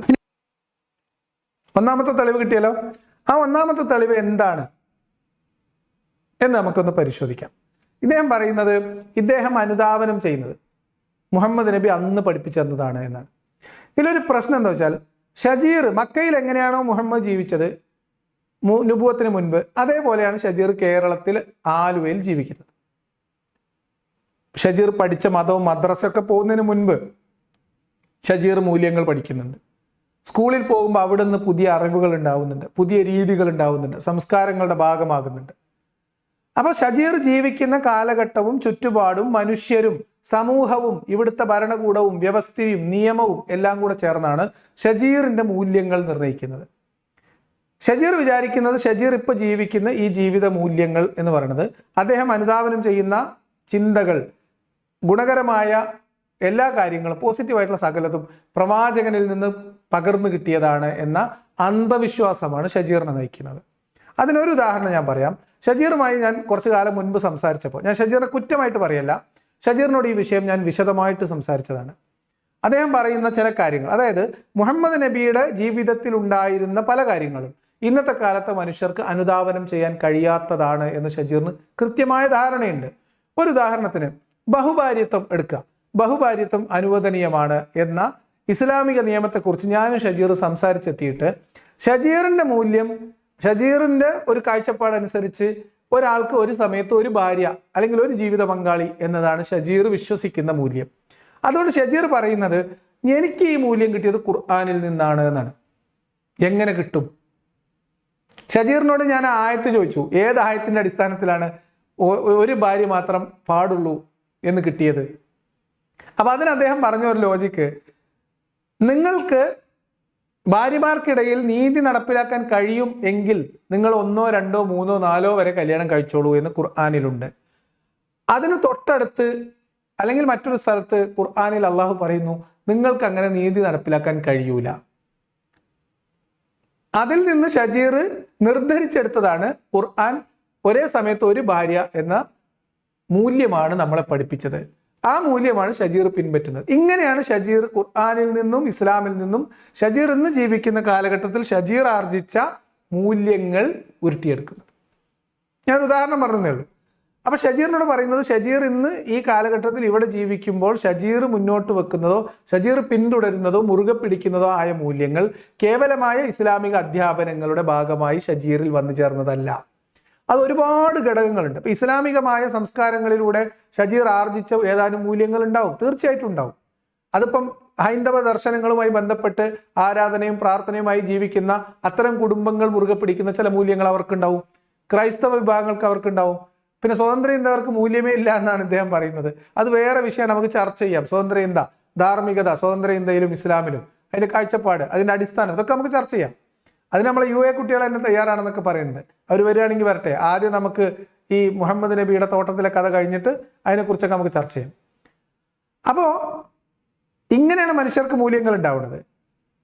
അപ്പൊ നമ്മളുടെ കയ്യിൽ ഇപ്പോൾ ഉള്ള മൂല്യങ്ങൾ, ഇപ്പൊ ഞാൻ കള്ളു കുടിക്കാറില്ല, മദ്യപിക്കാറില്ല. അതൊരു ക്രിമിനൽ കുറ്റമാണെന്ന് തോന്നിയത് കൊണ്ടല്ല, അതിൽ ചില പ്രശ്നങ്ങളുണ്ട് എന്ന് എനിക്ക് തോന്നുന്നത്. അത് എനിക്ക് ഗുണകരമല്ല, എൻ്റെ കുടുംബത്തിന് ഗുണകരമല്ല, എൻ്റെ സാമ്പത്തിക സ്ഥിതിക്ക് ഗുണകരമല്ല, എൻ്റെ ശാരീരിക ആരോഗ്യത്തിന് ഗുണകരമല്ല എന്ന ശാസ്ത്രീയമായ അറിവിന്റെ അടിസ്ഥാനത്തിൽ ഞാൻ മദ്യപിക്കാറില്ല, ഞാൻ പുകവലിക്കാറില്ല. ഞാൻ ഒരു സമയത്ത് ഒരു പങ്കാളി എന്ന എന്നൊരു രീതിയിൽ, എന്ന ചിന്തയിൽ, എന്ന മൂല്യത്തിൽ മുന്നോട്ട് പോകുന്ന ആളാണ്. ഇതൊരു കിതാബിന്റെ അടിസ്ഥാനത്തിലല്ല. അപ്പൊ മൂല്യങ്ങൾ ഉണ്ടാവുന്നത് മനുഷ്യർ അവരെങ്ങനെ ജീവിതത്തെ കാണുന്നു, അവരെങ്ങനെയാണ് അവരുടെ മൂല്യങ്ങളെ വിലയിരുത്തുന്നത് എന്നതിന്റെ അടിസ്ഥാനത്തിലാണ്. ഇനി നമ്മൾ നോക്കുക, ഇസ്ലാം അങ്ങോട്ട് അംഗീകരിച്ചു എന്നതുകൊണ്ട് ഒരു മനുഷ്യന് മൂല്യങ്ങൾ ഉണ്ടാവുമോ? ഒരു മനുഷ്യൻ ധാർമ്മികനാവോ? ഇല്ല. 5 നേരം കറക്റ്റ് അവല് വക്കത്തിന് പള്ളിയിൽ പോയി ജമാഅത്തായി നിസ്കരിക്കുകയും മറ്റുള്ളവരുടെ പണം അപഹരിക്കുകയും ചെയ്യുന്ന ആളുകളെ നമുക്കറിയാം. പള്ളി പരിപാലനത്തിന് ഉമറാക്കളെ സംഘടിപ്പിച്ച് പള്ളി കമ്മിറ്റി ഉണ്ടാക്കുമ്പോൾ പള്ളി കമ്മിറ്റിയുടെ ഫണ്ട് എടുത്ത് പലിശ കൊടുക്കുന്ന പള്ളി കമ്മിറ്റിക്കാരെ നമുക്കറിയാം. അപ്പൊ മൂല്യങ്ങൾ മനുഷ്യനിൽ ഉണ്ടാവുന്നതാണ്. മനുഷ്യനാണ് മൂല്യങ്ങൾ ഉണ്ടാവുക. ഏതെങ്കിലും ഒരു പ്രത്യയശാസ്ത്രത്തിന്റെ ഭാഗമായതുകൊണ്ട് ആ കൂട്ടത്തിന് മൊത്തത്തിൽ ഒരു മൂല്യവും ഉണ്ടാവാൻ പോകുന്നില്ല. പിന്നെ മൂല്യങ്ങൾ എഴുതപ്പെടും, മൂല്യങ്ങൾ നമ്മൾ പറയും, എന്തൊക്കെയാണ് ശരി, എന്തൊക്കെയാണ് തെറ്റ്, എന്തൊക്കെയാണ് ചെയ്തുകൂടാത്തത്, എന്തൊക്കെയാണ് ചെയ്യേണ്ടത് എന്ന് തുടങ്ങിയിട്ടുള്ള മൂല്യങ്ങൾ ഉണ്ടാവും. സ്വാഭാവികമായിട്ടും അത് മനുഷ്യർ പൊതുവിൽ അംഗീകരിക്കുന്ന മൂല്യങ്ങളുണ്ടാവും. അത് മതപരമായിട്ടുണ്ടാവും, സംഘടനാപരമായിട്ടുണ്ടാകും, പൊതുവിലുണ്ടാവും. അതിലേക്കൊക്കെ നമുക്ക് വരാം. കാരണം അത് ഷജീർ നമ്മളോട് ഒരു ചോദ്യമായിട്ട് തന്നെ ചോദിക്കുന്നുണ്ട്. അപ്പം ഞാൻ അവിടെ പറയാം. അപ്പം പറഞ്ഞു വരുന്നത് മൂല്യങ്ങൾ അങ്ങനെയൊക്കെയാണ്, ഷജീർ വിചാരിക്കുന്നത് പോലെ അല്ല. മുഹമ്മദ് നബി ആ കാലഘട്ടത്തിൽ ജീവിച്ച അതുപോലെ എല്ലാ കാര്യങ്ങളെയും അനുധാവനം ചെയ്ത ഒരാൾക്ക് ജീവിക്കാൻ ഈ നൂറ്റാണ്ടിൽ കഴിയില്ല, ഏത് വിഷയം എടുത്താലും. അപ്പം നിങ്ങൾ രാവിലെ എഴുതുന്നതിന് കൈ കഴുകുന്നതിനൊന്നും കുഴപ്പമില്ല. അതിനപ്പുറത്തേക്ക് ഈ ധാർമ്മികത എപ്പോഴാണ് വിഷയമാവുന്നത്? മറ്റൊരു മനുഷ്യനുമായി ബന്ധപ്പെട്ട ഇടപെടലുകളിലും വ്യവഹാരങ്ങളിലും എങ്ങനെയാണ് ഈ മൂല്യങ്ങൾ പ്രവർത്തിക്കുന്നത് എന്നതാണ്. അതിലേക്ക് നമുക്ക് വരാം, കുറച്ചുകൂടി മുന്നോട്ട് പോകാം. മുഹമ്മദ് നബി സല്ലല്ലാഹു അലൈഹി വസല്ലമയുടെ റിസാലത്തിന്റെ പ്രവാചകത്വത്തിന്റെ രണ്ടാമത്തെ തെളിവ് എന്താണെന്ന് പരിശോധിച്ചാൽ, പ്രവാചകന്റെ 1500 വർഷങ്ങൾക്ക് മുൻപുള്ള ആ ഒരു കാലഘട്ടമുണ്ടല്ലോ, ആ സാമൂഹിക സാഹചര്യത്തിലെ നന്മതിന്മകളുടെ അടിസ്ഥാനത്തിലാണ് അദ്ദേഹം ഇത്തരത്തിലൊരു ആദർശം നമുക്ക് നൽകിയതെങ്കിൽ, ഇത്തരത്തിലൊരു ജീവിത പദ്ധതി നമുക്ക് നൽകിയതെങ്കിൽ, അദ്ദേഹം ജീവിച്ചിരിക്കുന്ന കാലഘട്ടത്തിലെ മനുഷ്യർക്ക് ഒരു പക്ഷേ അത് ഉൾക്കൊള്ളാൻ സാധിക്കും. അതിനുശേഷം 2-3 തലമുറകൾക്ക് കൂടി അത് ഉൾക്കൊള്ളാൻ സാധിക്കും. എന്നാൽ നൂറ്റാണ്ടുകൾ കഴിഞ്ഞു വരുന്ന, എന്നാൽ വ്യത്യസ്ത സാമൂഹിക സാഹചര്യങ്ങളിൽ ജീവിക്കുന്ന ആളുകൾക്ക് ഒട്ടും അത് ഉൾക്കൊള്ളാൻ സാധിക്കാത്ത ഒരു പ്രാകൃത നിയമമായിക്കൊണ്ട് അത് മാറിയേനെ. അത് മാറിയിട്ടുണ്ട്. ഞാൻ ഇനി വിശദീകരിക്കേണ്ട, അത് മാറിയിട്ടുണ്ട്. അങ്ങനെ മാറാത്ത ഒരു മൂല്യങ്ങൾ കൊണ്ടുവന്നാൽ നമുക്ക് തെളിവ് തരാം. എല്ലാ മൂല്യങ്ങളും ഞാൻ പറഞ്ഞല്ലോ, മനുഷ്യന്റെ ജീവിത പദ്ധതി എന്നൊക്കെ പറയുമ്പോൾ നിങ്ങൾ എഴുന്നേൽക്കുമ്പോൾ ഏത് കാല് വെച്ച് ബാത്റൂമിൽ കയറണം, അല്ലെങ്കിൽ ബാത്റൂമിൽ കയറുമ്പോൾ ഏത് കാല് വെച്ച് കയറണം, എങ്ങനെ ഇറങ്ങണം, എങ്ങനെ ചെരിഞ്ഞു കിടക്കണം എന്ന് തുടങ്ങിയിട്ടുള്ള കാര്യങ്ങളെക്കുറിച്ചല്ല.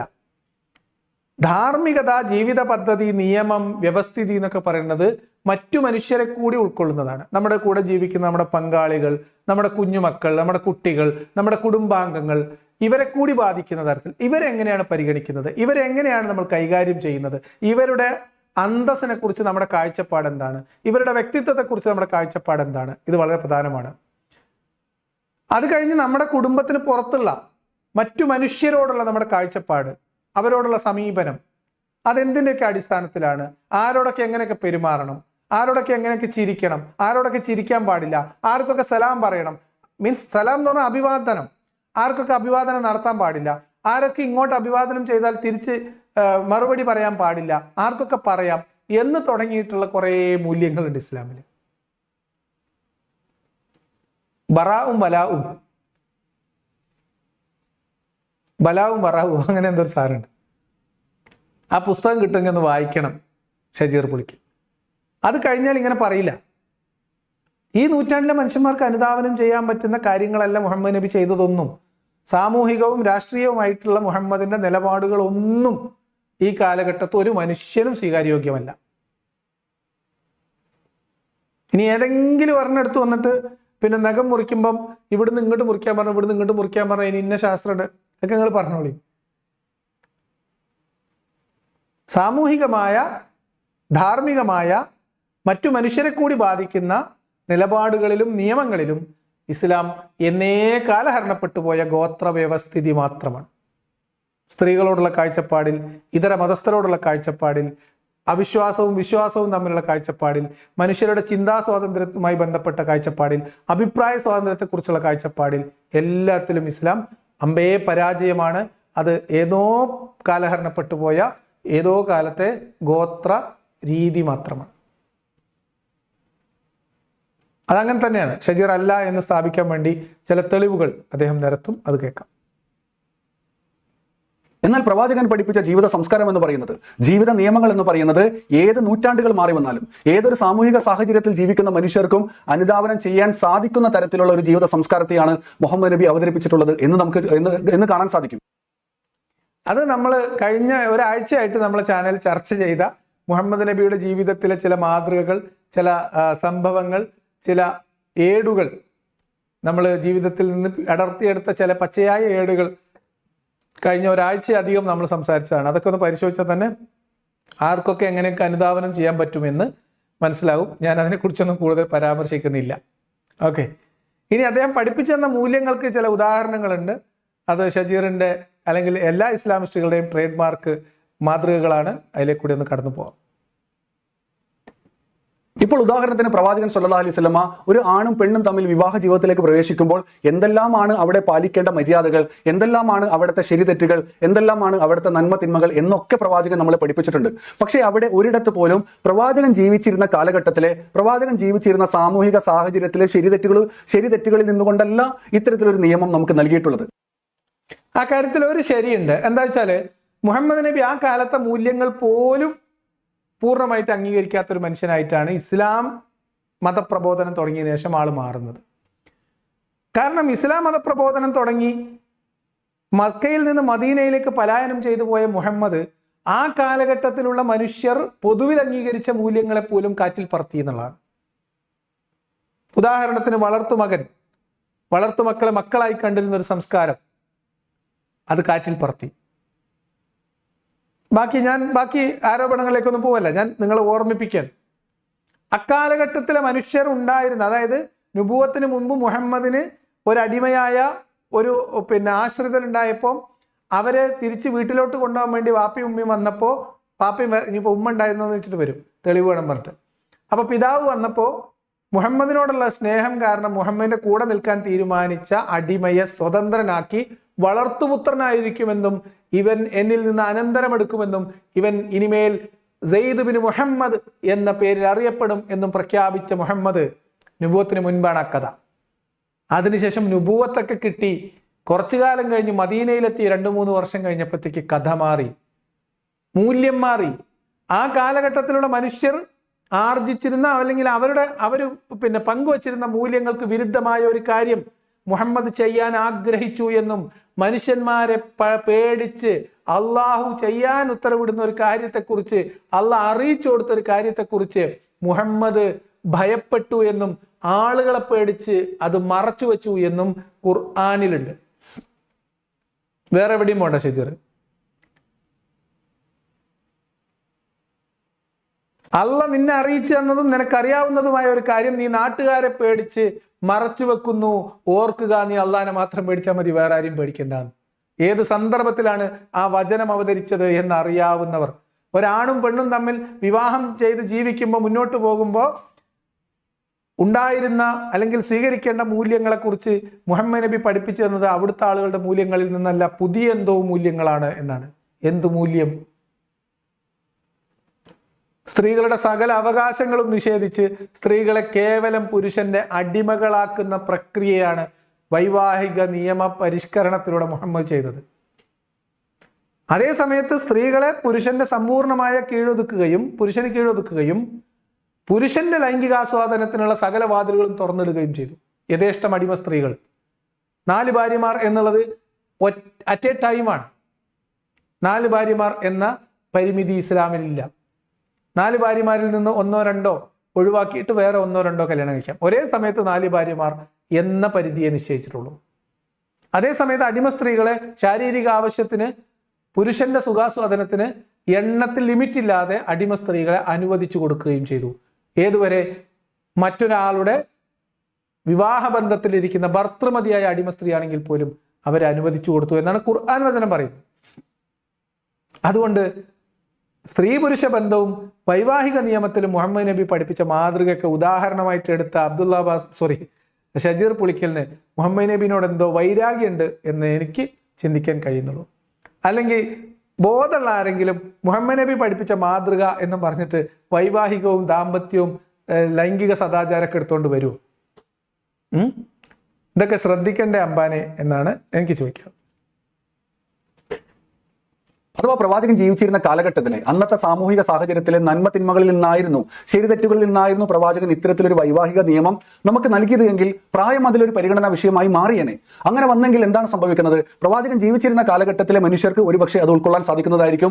അതിനുശേഷം വരുന്ന 1-2 തലമുറകൾക്കോ അതിനുശേഷം വരുന്ന കുറച്ച് തലമുറകൾക്ക് കൂടി അത് ഉൾക്കൊള്ളാൻ പറ്റും. പക്ഷേ 2024 ജീവിക്കുന്ന ഈ ഒരു കാലഘട്ടത്തിൽ ജീവിക്കുന്ന നമുക്ക് അത് ഉൾക്കൊള്ളാൻ പറ്റാത്ത ഒന്നായി മാറിയേനെ. അതുകൊണ്ട് തന്നെ മുഹമ്മദ് നബി സല്ലല്ലാഹു അലൈഹി വസല്ലം പഠിപ്പിച്ചിട്ടുള്ള ഈ വൈവാഹിക നിയമത്തിൽ പ്രായം ഒരു പരിഗണനാ വിഷയമല്ല. അതുകൊണ്ട് തന്നെ പ്രവാചകൻ ജീവിച്ചിരുന്ന കാലഘട്ടത്തിലെ മനുഷ്യർക്കും ഇത് ഉൾക്കൊള്ളാൻ പറ്റുന്ന നിയമമാണ്. അതിനുശേഷം 1500 വർഷങ്ങൾക്ക് ശേഷം വരുന്ന ആ ഒരു ജനതക്കും അത് ഉൾക്കൊള്ളാൻ സാധിക്കുന്നതാണ്. ഇനി ഇതിനുശേഷം വരുന്ന തലമുറകൾക്കും ഉൾക്കൊള്ളാൻ സാധിക്കുന്ന, അനുധാവനം ചെയ്യാൻ സാധിക്കുന്ന ഒരു വൈവാഹിക നിയമമാണ് പ്രവാചകൻ പഠിപ്പിച്ചിട്ടുള്ളത്. ശരിക്കും ഷജീറിന് മുഹമ്മദ് നബിനോട് എന്തോ വ്യക്തി വൈരാഗ്യമുണ്ട് എന്ന് ന്യായമായും സംശയിക്കാവുന്ന തരത്തിലേക്കാണ് ഷജീർ ഉദാഹരണങ്ങൾ കൊണ്ടുപോകുന്നത്. മുഹമ്മദ് നബി പഠിപ്പിച്ചു തന്ന ഇസ്ലാമിക നിയമത്തിൽ അത് ദൈവികമല്ലായിരുന്നു എങ്കിൽ അത് കാലഘട്ടത്തിന്റെ പരിമിതി ഉണ്ടാകുമായിരുന്നു എന്നും അത്തരം കാലഘട്ടത്തിന്റെ പരിമിതി ഇല്ലാത്ത ഒരു ഉത്തമമായ ദൈവിക നിയമമാണ് പ്രവാചകൻ പഠിപ്പിച്ചു തന്ന മാതൃക എന്നതിലേക്ക് തെളിവായിട്ട് പറയുന്നത് വൈവാഹിക ജീവിതത്തിന് പ്രായപരിധി നിശ്ചയിച്ചിട്ടില്ല എന്നുമാണ്. അതുകൊണ്ട് തന്നെ 6 വയസ്സ് കല്യാണം കഴിക്കേണ്ടവർക്ക് 6 വയസ്സിലും 3 വയസ്സുള്ള പെൺകുട്ടിയെ കല്യാണം കഴിക്കേണ്ടവർക്ക് 3 വയസ്സിലും 90 വയസ്സുള്ള ഒരു വയോധികയെ വിവാഹം കഴിക്കേണ്ടവർക്ക് അങ്ങനെയും വിവാഹം കഴിക്കാനുള്ള വിശാലമായ വൈവാഹിക വാതായനങ്ങളാണ് അള്ളാഹിന്റെ റസൂല് തുറന്നിട്ടത് എന്നാണ്. സത്യം പറ ഷജീറെ, നിങ്ങൾക്ക് മുഹമ്മദ് നബിനോട് എന്തോ പ്രശ്നമുണ്ടോ? അസൂയ, കുശുമ്പ്, കുനിഷ്ട്, ദേഷ്യം, അമർഷം എന്തെങ്കിലും ഉണ്ടോ?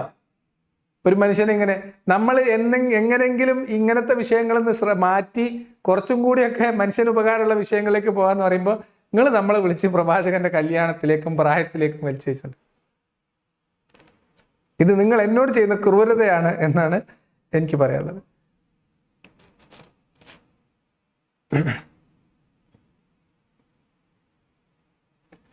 അടുത്തത് ഞാൻ ഒന്നും പറയില്ല ഷജീർ ഭായ്, ഒന്നും പറയില്ല. ഇതൊക്കെ കേൾക്കുന്നവർ തീരുമാനിക്കട്ടെ. ഈ വിഷയത്തിൽ വേറൊരു മറുപടി പറയാനുണ്ട്. അദ്ദേഹം പറയുന്നത് ഇതൊക്കെ എല്ലാവർക്കും എല്ലാ കാലത്തും അനുധാവനം ചെയ്യാൻ പറ്റുന്നതാണ് എന്നാണ്. ഒരേ പോയിന്റാണ് കേട്ടോ അദ്ദേഹത്തിന്. 2 പോയിന്റും 2 ചോദ്യമാണ്. എല്ലാം കൂടെ ആറ്റി കുറിക്കിയ ഒറ്റൊന്നാണ്. അതെന്താണ് എന്ന് പറയും. ഇത് മാതൃക, എല്ലാ കാലത്തേക്കും ഉത്തമ മാതൃക. അതാണ് പ്രവാചകത്വത്തിനുള്ള തെളിവ്. ഓർക്കുക, നമ്മൾ ഇത്ര നേരം സംസാരിച്ചിട്ട് ഷജീർ പ്രവാചകത്വത്തിന് തെളിവൊന്നും തന്നിട്ടില്ല. പ്രവാചകനാണ് എന്ന അനുമാനത്തിലെത്താവുന്ന ചില ചിന്തകൾ ഷജീറിൻ്റെതായിട്ട് പങ്കുവെക്കുന്നു. അതിന്റെ കോലാണ് ഇപ്പൊ നമ്മൾ കണ്ടുകൊണ്ടിരിക്കുന്നത്. അടുത്തത്,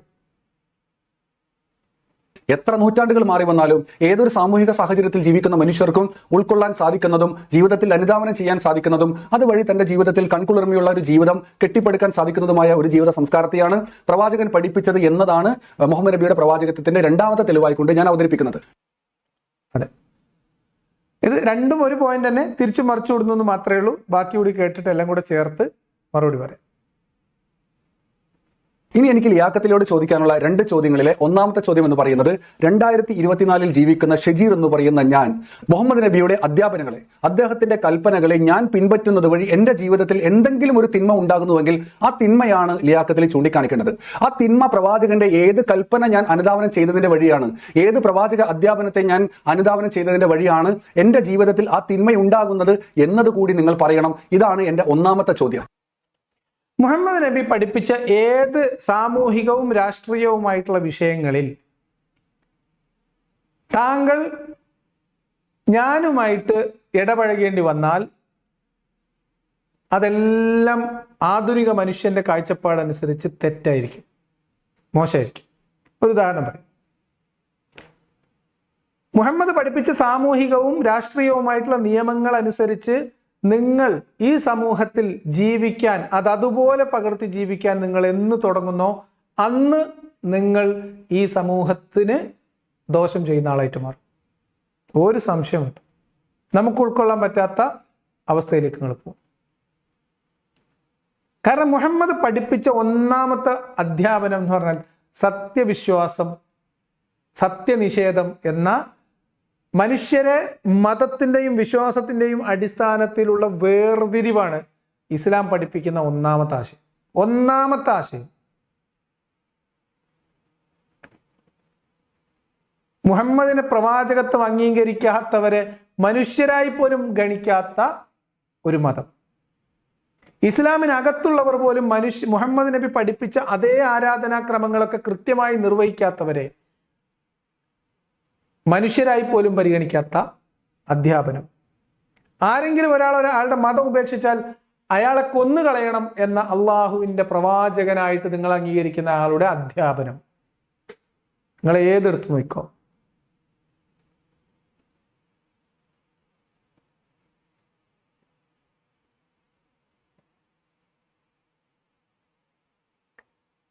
അപ്പൊ അങ്ങനെ നിങ്ങൾക്ക് അനുധാവനം ചെയ്യാൻ പറ്റുന്ന ഒരു സാധനവും ഇല്ല. രാവിലെ എഴുന്നേറ്റ് കൈ കഴുകുക, അതിന് കുഴപ്പമൊന്നുമില്ല. ഉളു എടുക്കാം, നിസ്കരിക്കാം, കീഴ്വായി പോയാൽ പോയി ഉളു എടുക്കാം. മുഹമ്മദ് നബി പറഞ്ഞതാണ്, ചെയ്തോളൂ, ഒരു കുഴപ്പമില്ല. മറ്റു മനുഷ്യരുമായി ബന്ധപ്പെട്ട വ്യവഹാരങ്ങളിലേക്ക് ഇറങ്ങുമ്പോൾ, രാഷ്ട്രീയവും സാമൂഹികവുമായിട്ടുള്ള ചിന്തകളിലേക്ക് ഇറങ്ങുമ്പോൾ, കാഴ്ചപ്പാടുകൾ നിങ്ങൾ അനുധാവനം ചെയ്യാൻ തുടങ്ങിയാൽ അത് നിങ്ങൾക്കും ബുദ്ധിമുട്ടാണ്, മറ്റുള്ളവർക്കും ബുദ്ധിമുട്ടാവും. ഒരു സംശയവുമുണ്ട്. എല്ലാം അതുപോലെ ചെയ്താലിട്ടാവും. നിങ്ങൾക്ക് വലിയ പരിക്കില്ലാത്തതൊക്കെ എടുത്ത് ചെറുങ്ങനെ ഒന്ന് മോഡിഫൈ ചെയ്തിട്ട് കൊണ്ടുനടക്കുകയാണെങ്കിൽ കുഴപ്പമൊന്നുമില്ല. അതിൽ സംശയമൊന്നും വേണ്ട. നിങ്ങളൊരു ചോദ്യം കൂടി ചോദിക്കുന്നുണ്ട്, അതിൽ ഞാൻ ആ സമയത്ത് മറുപടി പറയാം. ഇപ്പോൾ മുഹമ്മദ് നബിയുടെ ഏതെങ്കിലും ഒരു കൽപ്പനയെ, ഏതെങ്കിലും ഒരു അധ്യാപനത്തെ ഞാൻ പൂർണ്ണാർത്ഥത്തിൽ സ്വീകരിക്കുന്നത് വഴി എൻ്റെ ജീവിതത്തിൽ എന്തെങ്കിലും ഒരു തിന്മ ഉണ്ടാകുന്നു എന്ന് ലിയാഖത്തിലേക്ക് വസ്തുതാപരമായിട്ട് ചൂണ്ടിക്കാണിക്കാൻ സാധിച്ചാൽ മുഹമ്മദ് നബിയുടെ പ്രവാചകത്വമാണ് അവിടെ ചോദ്യം ചെയ്യുന്നത്. തീർച്ചയായിട്ടും മുഹമ്മദ് നബിയുടെ പ്രവാചകത്വം തന്നെയാണ് ചോദ്യം ചെയ്യുക. അതിൽ എന്ത് ചെയ്താലാണ് നിങ്ങൾക്ക് പ്രശ്നം എന്ന് വെച്ചില്ലേ? ഇപ്പൊ നിങ്ങൾ പറഞ്ഞല്ലോ മുഹമ്മദ് നബി എല്ലാ കാലത്തേക്കും ഉത്തമ മാതൃകയാണ് എന്ന് നിങ്ങൾ പറഞ്ഞ ഉദാഹരണം എന്താ? ആണും പെണ്ണും തമ്മിൽ ഒരുമിച്ച് ജീവിക്കുമ്പോൾ എന്തൊക്കെ കാര്യങ്ങൾ ശ്രദ്ധിക്കണം എന്ന് മുഹമ്മദ് നബി പഠിപ്പിച്ചില്ലേ? മുഹമ്മദ് നബിയുടെ വൈവാഹിക ജീവിതം, ദാമ്പത്യ ജീവിതം, ലൈംഗിക സദാചാരം മുഹമ്മദ് നബി അനുവർത്തിച്ചിരുന്ന അത്തരം ജീവിത രീതികൾ നിങ്ങൾ അതുപോലെ അനുധാവനം ചെയ്താൽ നിങ്ങൾ ജയിലിൽ നിന്ന് ഇറങ്ങാൻ നേരം ഉണ്ടാവില്ല. അത്ര ലളിതമായിട്ട് പറഞ്ഞുതരാം. പോകുന്ന സ്ഥലത്തുനിന്നും പോകുന്ന തെങ്ങും തോപ്പുന്നൊക്കെ അടിയും കിട്ടും. നമ്മുടെ ബാസിലിക്ക പറഞ്ഞതുപോലത്തെ ഈന്തപ്പന തോട്ടിൽ ചെന്നിട്ട് തൊടാൻ കയ്യാഞ്ഞിട്ട് നീ എൻ്റെ ശരീരം എനിക്ക് താ എന്ന് പറയുമ്പോൾ അതിഷ്ടപ്പെടാതെ മുഖം കറുപ്പിക്കുന്ന സ്ത്രീക്ക് 2 ഉടുപ്പ് കൊടുത്ത് പറഞ്ഞയക്കുന്ന പരിപാടിയൊന്നും ഷജീറെ 2024 കേരളത്തിൽ എറണാകുളത്ത് ആലുവിലൊന്നും നടക്കൂല. ഒരു ഉദാഹരണം ചോദിച്ചാൽ വന്നു. പ്രായത്തിന് പരിധി നിശ്ചയിക്കാത്തതാണ് മുഹമ്മദിന്റെ പ്രവാചകത്വത്തിന് തെളിവ് എന്ന് പറഞ്ഞിട്ട് നിങ്ങൾ പറഞ്ഞ കാര്യം. മുഹമ്മദ് നബി കല്യാണം കഴിച്ച പോലത്തെ പ്രായത്തിലൊക്കെ കല്യാണം കഴിച്ചാൽ കേസ് വേറെ.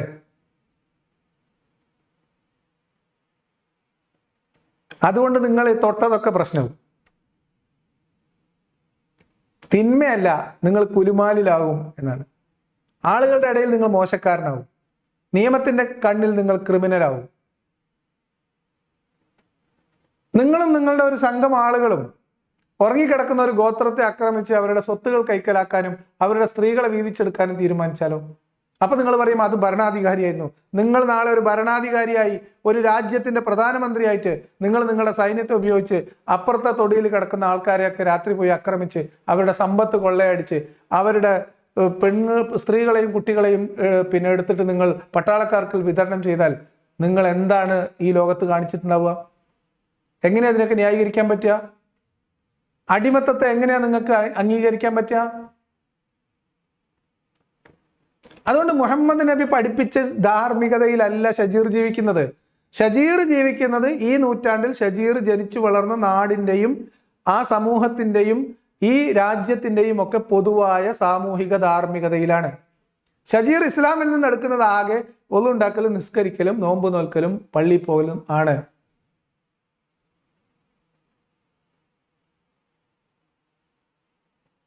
എൻ്റെ ബലമായ സംശയം ഷജീറിന് മുഹമ്മദ് നബിനോട് എന്തോ പ്രശ്നം തുടങ്ങിയിട്ടുണ്ടെന്ന്. ഇങ്ങനെയൊന്നും പ്രവാചകനെ വലിച്ചു കയറാനുള്ള അവസരങ്ങൾ ഒരിക്കലും ഉണ്ടാക്കി കൊടുക്കരുത്.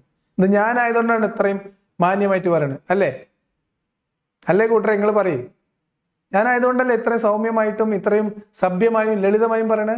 ഈ ചോദ്യത്തിനൊക്കെ ഹദീസ് വലിച്ചു വാരി പുറത്ത് കിട്ടണമെങ്കിൽ എന്തായിരിക്കും അവസ്ഥ?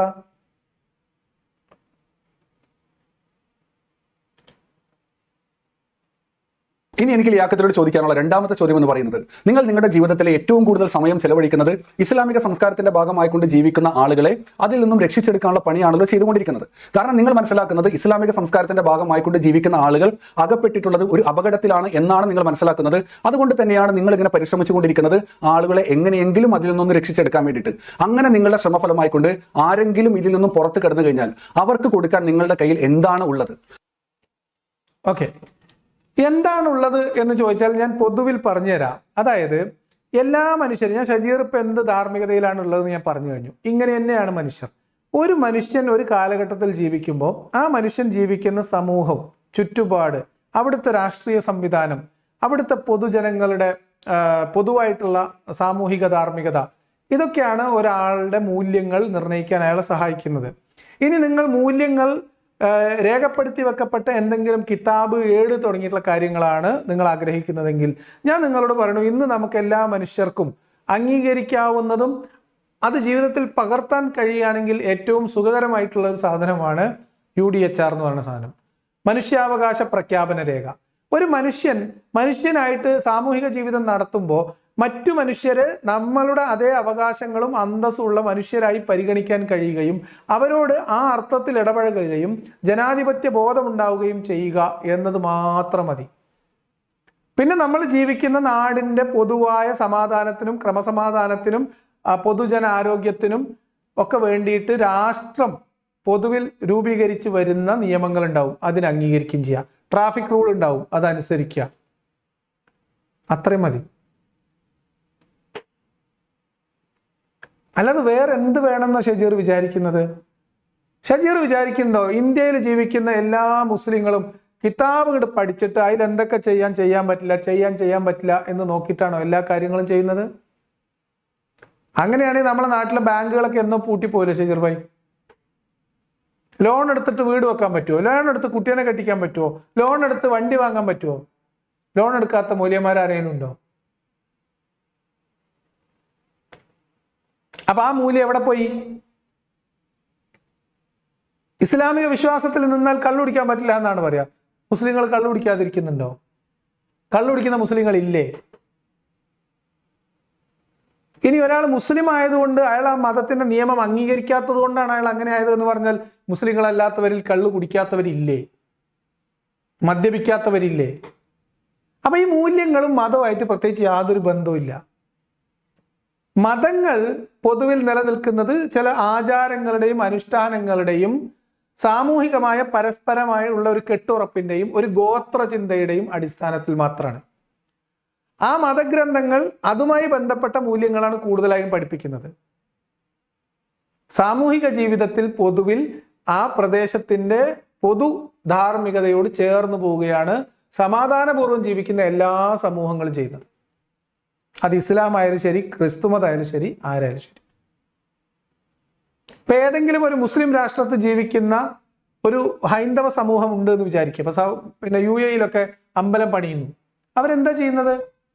അവരവരുടെ മൂല്യങ്ങൾ, അവരുടെ മതപരമായ ആചാരങ്ങൾ, ആരാധനകൾ, വിശ്വാസങ്ങൾ അതൊക്കെ അവരവരുടേതായ പ്രദേശങ്ങളിൽ നടത്തുകയും അവരുടെ ആരാധന അവരുടെ രീതിയിൽ നടത്തുകയും പൊതുവിൽ ഇസ്ലാമിന്റെ രാഷ്ട്ര നിയമങ്ങൾ അംഗീകരിക്കുകയും ചെയ്യുന്നു. ജനാധിപത്യ രാജ്യത്ത് ജീവിക്കുന്നവർക്കോ കുറച്ചുകൂടി ഒരു വിശാലമായ ആകാശം ഉണ്ടാവും എന്ന് മാത്രമേ ഉള്ളൂ. അവർക്ക് അഭിപ്രായ സ്വാതന്ത്ര്യം ഉണ്ടാവും, അവർക്ക് അവരുടേതായിട്ടുള്ള കാര്യങ്ങൾ തുറന്നു പറയാനുള്ള സ്വാതന്ത്ര്യം ഉണ്ടാവും, അവർക്ക് അവരെ എക്സ്പ്രസ് ചെയ്യാനുള്ള സ്വാതന്ത്ര്യം ഉണ്ടാവും. അത്രല്ലേ വ്യത്യാസമുള്ളൂ. അല്ലാതെ ഇതിൽ കൂടുതൽ എന്താ വേണ്ടത്? മൂല്യങ്ങളാണ് നിങ്ങൾക്ക് വേണ്ടതെങ്കിൽ, അതിൻ്റെ ഒരു എക്സ്ട്രാക്റ്റ് ആണ് വേണ്ടതെങ്കിൽ ഞാൻ നിങ്ങൾക്ക് UDHR സജസ്റ്റ് ചെയ്യുന്നു. UDHRന്റെ മൂല്യങ്ങൾ പൂർണ്ണമായിട്ട് നിങ്ങൾ ഉൾക്കൊള്ളുകയാണെങ്കിൽ നിങ്ങൾ ലോകത്തൊരു മനുഷ്യനും ഒരു ഉപദ്രവം ഉണ്ടാക്കാതെ സ്വസ്ഥവും സമാധാനവും സന്തോഷമായിട്ട് ജീവിക്കും. നിങ്ങൾക്ക് നിങ്ങളുടെ മൂല്യങ്ങൾ നിശ്ചയിക്കാൻ കിതാബിൽ ഉണ്ടായേ പറ്റുള്ളൂ എന്ന് പറഞ്ഞ വലിയ പുലിവാലായി. തിളച്ച വെള്ളത്തിൽ ഞാൻ കൈ മുക്കൂല, കാരണം അത് കിതാബിലുണ്ട് എന്നാണ് നിങ്ങളെ വാദം. കിതാബിലില്ല എന്നതുകൊണ്ട് ഞാൻ തിളച്ച വെള്ളത്തിൽ കൈ മുക്കും എന്ന് നിങ്ങൾ തീരുമാനിക്കുമോ? അപ്പൊ പൊതുവിൽ നമ്മളുടെ പൊതു ജീവിതത്തിനും നമ്മളൊരു സാമൂഹ്യ ജീവി എന്ന രീതിയിൽ മറ്റുള്ളവരുടെ സുഗമമായ ജീവിതത്തിനും പാരസ്പര്യത്തിനും പരസ്പര സഹകരണത്തിനും ഉതകുന്ന തരത്തിൽ മുന്നോട്ട് പോവുക. അവിടെ നിങ്ങൾക്ക് മൂല്യങ്ങളൊക്കെ സാമാന്യമായിട്ട് നിങ്ങൾ ആർജിക്കും, സ്വമേധയാ ആർജിക്കും. ഇനി സമൂഹത്തിൽ ഒരു തിന്മ കാണുകയാണ്, ഒരു തെറ്റായ ഒരു പ്രവണത കാണുകയാണ്, അപ്പൊ അതിൽ നിങ്ങളൊരു പൊതു അഭിപ്രായം രൂപീകരിക്കാൻ ശ്രമിക്കുക. അല്ലെങ്കിൽ ആദ്യം പ്രാഥമികമായിട്ട് അതൊരു ശരിയല്ലാത്തൊരു കാര്യമാണെങ്കിൽ അത് നിങ്ങൾ വിട്ടു നിൽക്കുക. അത് ഒരു ശരിയല്ല എന്ന് നമ്മുടെ ചുറ്റുമുള്ള ആളുകളെ ബോധ്യപ്പെടുത്താൻ ശ്രമിക്കുക. അതിനുവേണ്ടി ഒരു പൊതു അഭിപ്രായം രൂപീകരിക്കുക. അങ്ങനെ അത് നമ്മുടെ പൊതു ധാർമ്മികതയുടെ ഭാഗമായിട്ട് അത് പരിഷ്കരിക്കുക. ഇതാണ് മനുഷ്യർ എല്ലാ കാലത്തും ചെയ്തിട്ടുള്ളത്, ഇപ്പോഴും ചെയ്യുന്നത്, നാളെ അതിനെ ചെയ്യാൻ പോകുന്നത്. അതുകൊണ്ട് കിതാബാണ് വലിച്ചെറിഞ്ഞാൽ ആകെ മനുഷ്യന്മാർ കെട്ടുപൊട്ടിയ പട്ടമായി പോകും എന്ന പൊട്ടത്തരം വിശ്വസിച്ചും പറഞ്ഞു നടക്കുന്ന ആൾക്കാരുടെ കൂട്ടത്തിൽ ഷജീർ നിങ്ങൾ പെടരുത്. ഓക്കെ, ഇതൊക്കെ ഒരു സാധാരണ മനുഷ്യന്റെ, ഒരു അക്കാദമിക് പുലിയൊന്നുമല്ല, സാധാരണ ഒരു മനുഷ്യന്റെ ചിന്തയിൽ നിന്ന് പറയണം കേട്ടോ. ഇനി ഇതിനൊക്കെ കിതാബിൽ തെളിവ് ചോദിച്ചു വരരുത്. ഞാൻ ഇങ്ങനെയൊക്കെയാണ് ജീവിതത്തെ കാണുന്നത്, ഇങ്ങനെയൊക്കെയാണെന്നാണ് ഞാൻ മനസ്സിലാക്കുന്നത്. അത് ഞാൻ നിങ്ങളോട് പറഞ്ഞു എന്നേ ഉള്ളൂ, നിങ്ങൾ എന്നോട് ചോദിച്ചതുകൊണ്ട്. ഇതൊക്കെ മതി, ധാരാളമാണ്. രാഷ്ട്രത്തിൻ്റെ നിയമങ്ങൾ പാലിക്കുക, രാഷ്ട്ര നിയമങ്ങളിൽ എന്തെങ്കിലും ശരികേടുകൾ ഉണ്ടെങ്കിൽ അതിന് ജനാധിപത്യ രീതിയിൽ അതിൽ തിരുത്തൽ നടത്താൻ ആവശ്യമായിട്ടുള്ള ഇടപെടലുകൾ നടത്താൻ ശ്രമിക്കുക, പൊതു അഭിപ്രായം രൂപീകരിക്കാൻ ശ്രമിക്കുക, ജനാധിപത്യ സംവാദങ്ങളിൽ ഏർപ്പെടുക. ഇതൊക്കെയാണ് നമ്മൾ നിയമപരമായ വഴികൾ തേടുക. അങ്ങനെ കുറേ കാര്യങ്ങളുണ്ട്. ഈ പറയുന്ന പ്രവാചകൻ പഠിപ്പിച്ച ഈ ഇസ്ലാമിക സംസ്കാരമുണ്ടല്ലോ, ഈ ജീവിത പദ്ധതി ഉണ്ടല്ലോ, ഇതിനേക്കാൾ മികച്ച ഒരു ജീവിത പദ്ധതി നിങ്ങളുടെ കയ്യിൽ അവർക്ക് കൊടുക്കാനുണ്ടോ? അങ്ങനെ പ്രവാചകൻ പഠിപ്പിച്ച ഈ ഒരു ജീവിത സംസ്കാരത്തെക്കാൾ, ഈ ഒരു ജീവിത പദ്ധതിയേക്കാൾ മികച്ച എന്തെങ്കിലും നിങ്ങളുടെ കയ്യിൽ ഉണ്ടെങ്കിൽ അത് തന്നെയാണ് മുഹമ്മദ് നബി ഒരു അവസാനത്തെ പ്രവാചകനല്ല, അല്ലെങ്കിൽ ഒരു പ്രവാചകനല്ല എന്നതിന്റെ രണ്ടാമത്തെ തെളിവായിക്കൊണ്ട് നമുക്ക് ചൂണ്ടിക്കാണിക്കാൻ സാധിക്കും. അങ്ങനെയാണെങ്കിൽ ഷജീറാണ് മുഹമ്മദ് നബി പ്രവാചകനല്ല എന്നതിന്റെ തെളിവ്. കാരണം മുഹമ്മദിനേക്കാൾ എത്രയോ ധാർമ്മികനായിട്ടാണ് ഷജീർ ഈ സമൂഹത്തിൽ ജീവിക്കുന്നത് എന്ന് ചേക്കിലെ മയിൽക്കുട്ടിനോട് ചോദിച്ചാൽ പോലും പറഞ്ഞിട്ടു. ഷജീർ മുഹമ്മദിൽ ആരോപിച്ച് ഷജീർ സ്വായത്തമാക്കിയ മൂല്യങ്ങളൊക്കെ മുഹമ്മദിന് അന്യമായിരുന്നു. ഷജീർ സംസാരിക്കുന്നത് പോലെയുള്ള സംസാര രീതിയോ ഷജീർ ജീവിതത്തിൽ കാണിക്കുന്ന അല്ലെങ്കിൽ വൈവാഹിക ജീവിതത്തോട് കാണിക്കുന്ന ആ ഒരു സമീപനമൊന്നും ആയിരുന്നില്ല മുഹമ്മദിന്. നിങ്ങൾ ഉദാഹരണം പറഞ്ഞുകൊണ്ടാണ് ദാമ്പത്യവും ലൈംഗികതയും വൈവാഹിക ജീവിതമൊക്കെ ഞാൻ ഉദാഹരണം ഏറ്റെടുക്കുന്നത്. അത് മാത്രം മതി. അതുകൊണ്ട് ഇസ്ലാമിക ധാർമ്മികത എന്ന് പറയുന്നത് ഞാൻ നേരത്തെ പറഞ്ഞ UDHR, ഇപ്പൊ ഖുർആൻ വേഴ്സസ് UDHR നിങ്ങൾ ചർച്ച ചെയ്തോ? അതിൻ്റെ 7 അയലത്ത് വെക്കാവുന്ന ഒരു സാധനം ഖുർആനിലില്ല. ഖുർആൻ മൊത്തത്തിൽ ആറ്റി കുറുക്കിയിട്ട് നമുക്ക് UDHR പോലെയുള്ള ഒരു പൊതു മാനവിക മൂല്യം നമുക്ക് ലഭിക്കുകയുമില്ല. അതുകൊണ്ട് മൂല്യങ്ങൾ ഖുർആനിലേക്കാൾ മികച്ചതുണ്ട്, തീർച്ചയായിട്ടും ഉണ്ട്. അത് ബോധ്യപ്പെടുത്താൻ നമ്മൾ ഇനിയും തയ്യാറാണ്. ഇത് ബോധ്യപ്പെടുത്തിയാൽ എന്ത് സംഭവിക്കും എന്നാണ് ഷജീർ പറയുന്നത് നിങ്ങൾക്കറിയാം. അപ്പോൾ മുഹമ്മദ് നബിയുടെ റിസാലത്തുമായി ബന്ധപ്പെട്ട് 2 പോയിന്റുകളാണ് ഞാൻ ചർച്ച ചെയ്തിട്ടുള്ളത്. അതോടൊപ്പം തന്നെ 2 ചോദ്യങ്ങളാണ് ഞാൻ ലിയാഖത്തിലോട് ചോദിച്ചിട്ടുള്ളത്. അദ്ദേഹം അതിന് എന്ത് മറുപടി നൽകും എന്നതിന് വേണ്ടി ഞാൻ കാത്തിരിക്കുകയാണ്. നിങ്ങൾ അധികം കാത്തിരിക്കേണ്ടി വന്നില്ല, ഞാൻ കുറച്ച് തിരക്കിലായി പോയതുകൊണ്ടാണ്. അല്ലെങ്കിൽ ഇന്നലെ മിഞ്ഞാൻ തന്നെ തീർക്കേണ്ടതായിരുന്നു. എന്തായാലും നിങ്ങൾ എന്നെ വെയിറ്റിംഗ് ലിസ്റ്റിൽ ഇട്ടതുപോലെ, നിങ്ങൾ എന്നെ വെയിറ്റ് ചെയ്യിപ്പിച്ചതുപോലെ എന്തായാലും ഞാൻ നിങ്ങളെ വെയിറ്റ് ചെയ്യിപ്പിച്ചിട്ടില്ല. നിങ്ങൾ ചോദിച്ച ചോദ്യങ്ങൾക്ക് മറുപടി പറഞ്ഞിട്ടുണ്ട്. നിങ്ങൾ തന്ന റിസാലത്തിന്റെ തെളിവുകൾ നമ്മൾ വിശദമായി പരിശോധിച്ചിട്ടുണ്ട്. അതിനോടുള്ള എൻ്റെ പ്രതികരണം നടത്തിയിട്ടുണ്ട്. നിങ്ങളുടെ ചോദ്യങ്ങൾക്ക് കൃത്യമായ മറുപടിയും തന്നിട്ടുണ്ട്. അതുകൊണ്ട് ഈ മറുപടി നിങ്ങൾക്ക് ബോധ്യമായാൽ നിങ്ങൾ എന്താണ് ചെയ്യേണ്ടത് എന്ന് നിങ്ങളാണ് പറയുന്നത്. ബോധ്യമായിട്ടില്ല എങ്കിൽ നിങ്ങൾ ഇതിനോടുള്ള നിങ്ങളുടെ പ്രതികരണം അറിയിക്കാം. ഏതെങ്കിലും ലഫ്ലർത്ഥത്തിൽ തൂങ്ങിയിട്ട് കുഴച്ചു എവിടെ എന്നൊക്കെ ചോദിച്ചിട്ട് വരുന്ന ആ ഒരു എന്താ പറയുക, അത്ര ബാലിശമായ കാര്യങ്ങളിലേക്ക് താങ്കൾ പോവില്ല എന്ന് തന്നെയാണ് ഞാൻ വിചാരിക്കുന്നത്. ഞാൻ ആദ്യം പറഞ്ഞതുപോലെ തന്നെ ലിയാഖത്തിലെ എൻ്റെ 2 ചോദ്യങ്ങൾക്ക് കൃത്യമായ വസ്തുതാപരമായ മറുപടി നൽകിയാൽ പിന്നെ നിങ്ങൾ ഷജീറിനെ ഇത്തരത്തിലൊരു വീഡിയോ പരിപാടി ആയിക്കൊണ്ട് കാണില്ല. കാരണം മുഹമ്മദ് നബിയുടെ റിസാലത്ത്, മുഹമ്മദ് നബിയുടെ പ്രവാചകത്വം ചോദ്യം ചെയ്യപ്പെട്ട് കഴിഞ്ഞാൽ പിന്നെ ഞാൻ ഇങ്ങനെ വന്ന് സംസാരിക്കുന്നതിൽ അർത്ഥമില്ലല്ലോ. ഐ വിൽ മിസ് യു എന്ന് മാത്രമാണ് ഷജീറിനോട് എനിക്ക് പറയാനുള്ളത്. സ്നേഹം അറിയിക്കുന്നു. തുടർന്ന് അങ്ങോട്ടുള്ള ജീവിതത്തിനും എല്ലാവിധ ഭാവുകങ്ങളും നേരുന്നു. എന്തായാലും നമ്മളിങ്ങനെ ഇനി കാണുമോ എന്ന കാര്യത്തിൽ നിങ്ങൾ തന്നെ ഒരു സംശയം പ്രകടിപ്പിക്കുന്ന സ്ഥിതിക്ക് എനിക്ക് നിങ്ങൾ മിസ് ചെയ്യും എന്ന് മാത്രമാണ് ഈ അവസരത്തിൽ പറയാനുള്ളത്. അതുകൂടി പറഞ്ഞിട്ട് ഞാൻ ഇന്നത്തേക്ക് അവസാനിപ്പിക്കുകയാണ്. നാളെ മറ്റൊരു വിഷയവുമായി കാണാം.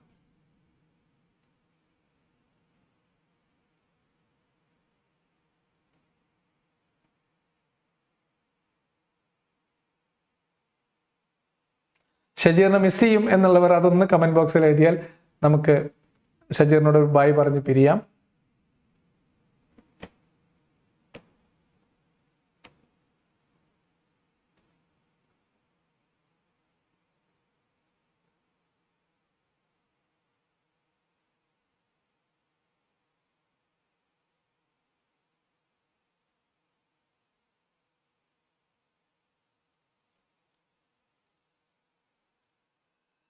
അപ്പം എന്തായാലും ഞാൻ അവസാനിപ്പിക്കുകയാണ്. നാളെ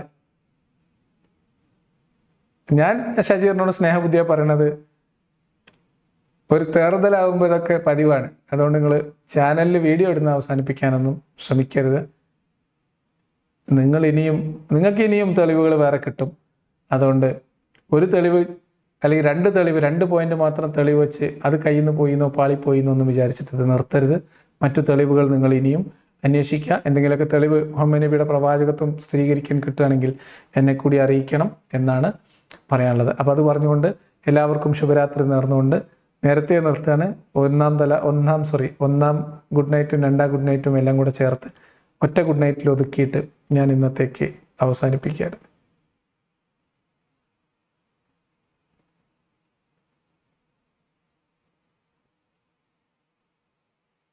അയ്യോ ഷജീറെ നിർത്തല്ലേ എന്നാണ് കമൻറ്റ് ബോക്സിൽ എല്ലാവരും പറയുന്നത്. ഞാൻ പറയിപ്പിച്ച് പറയുന്നൊന്നുമല്ല. എല്ലാവരും ഷജീറിനെ മിസ് ചെയ്യും.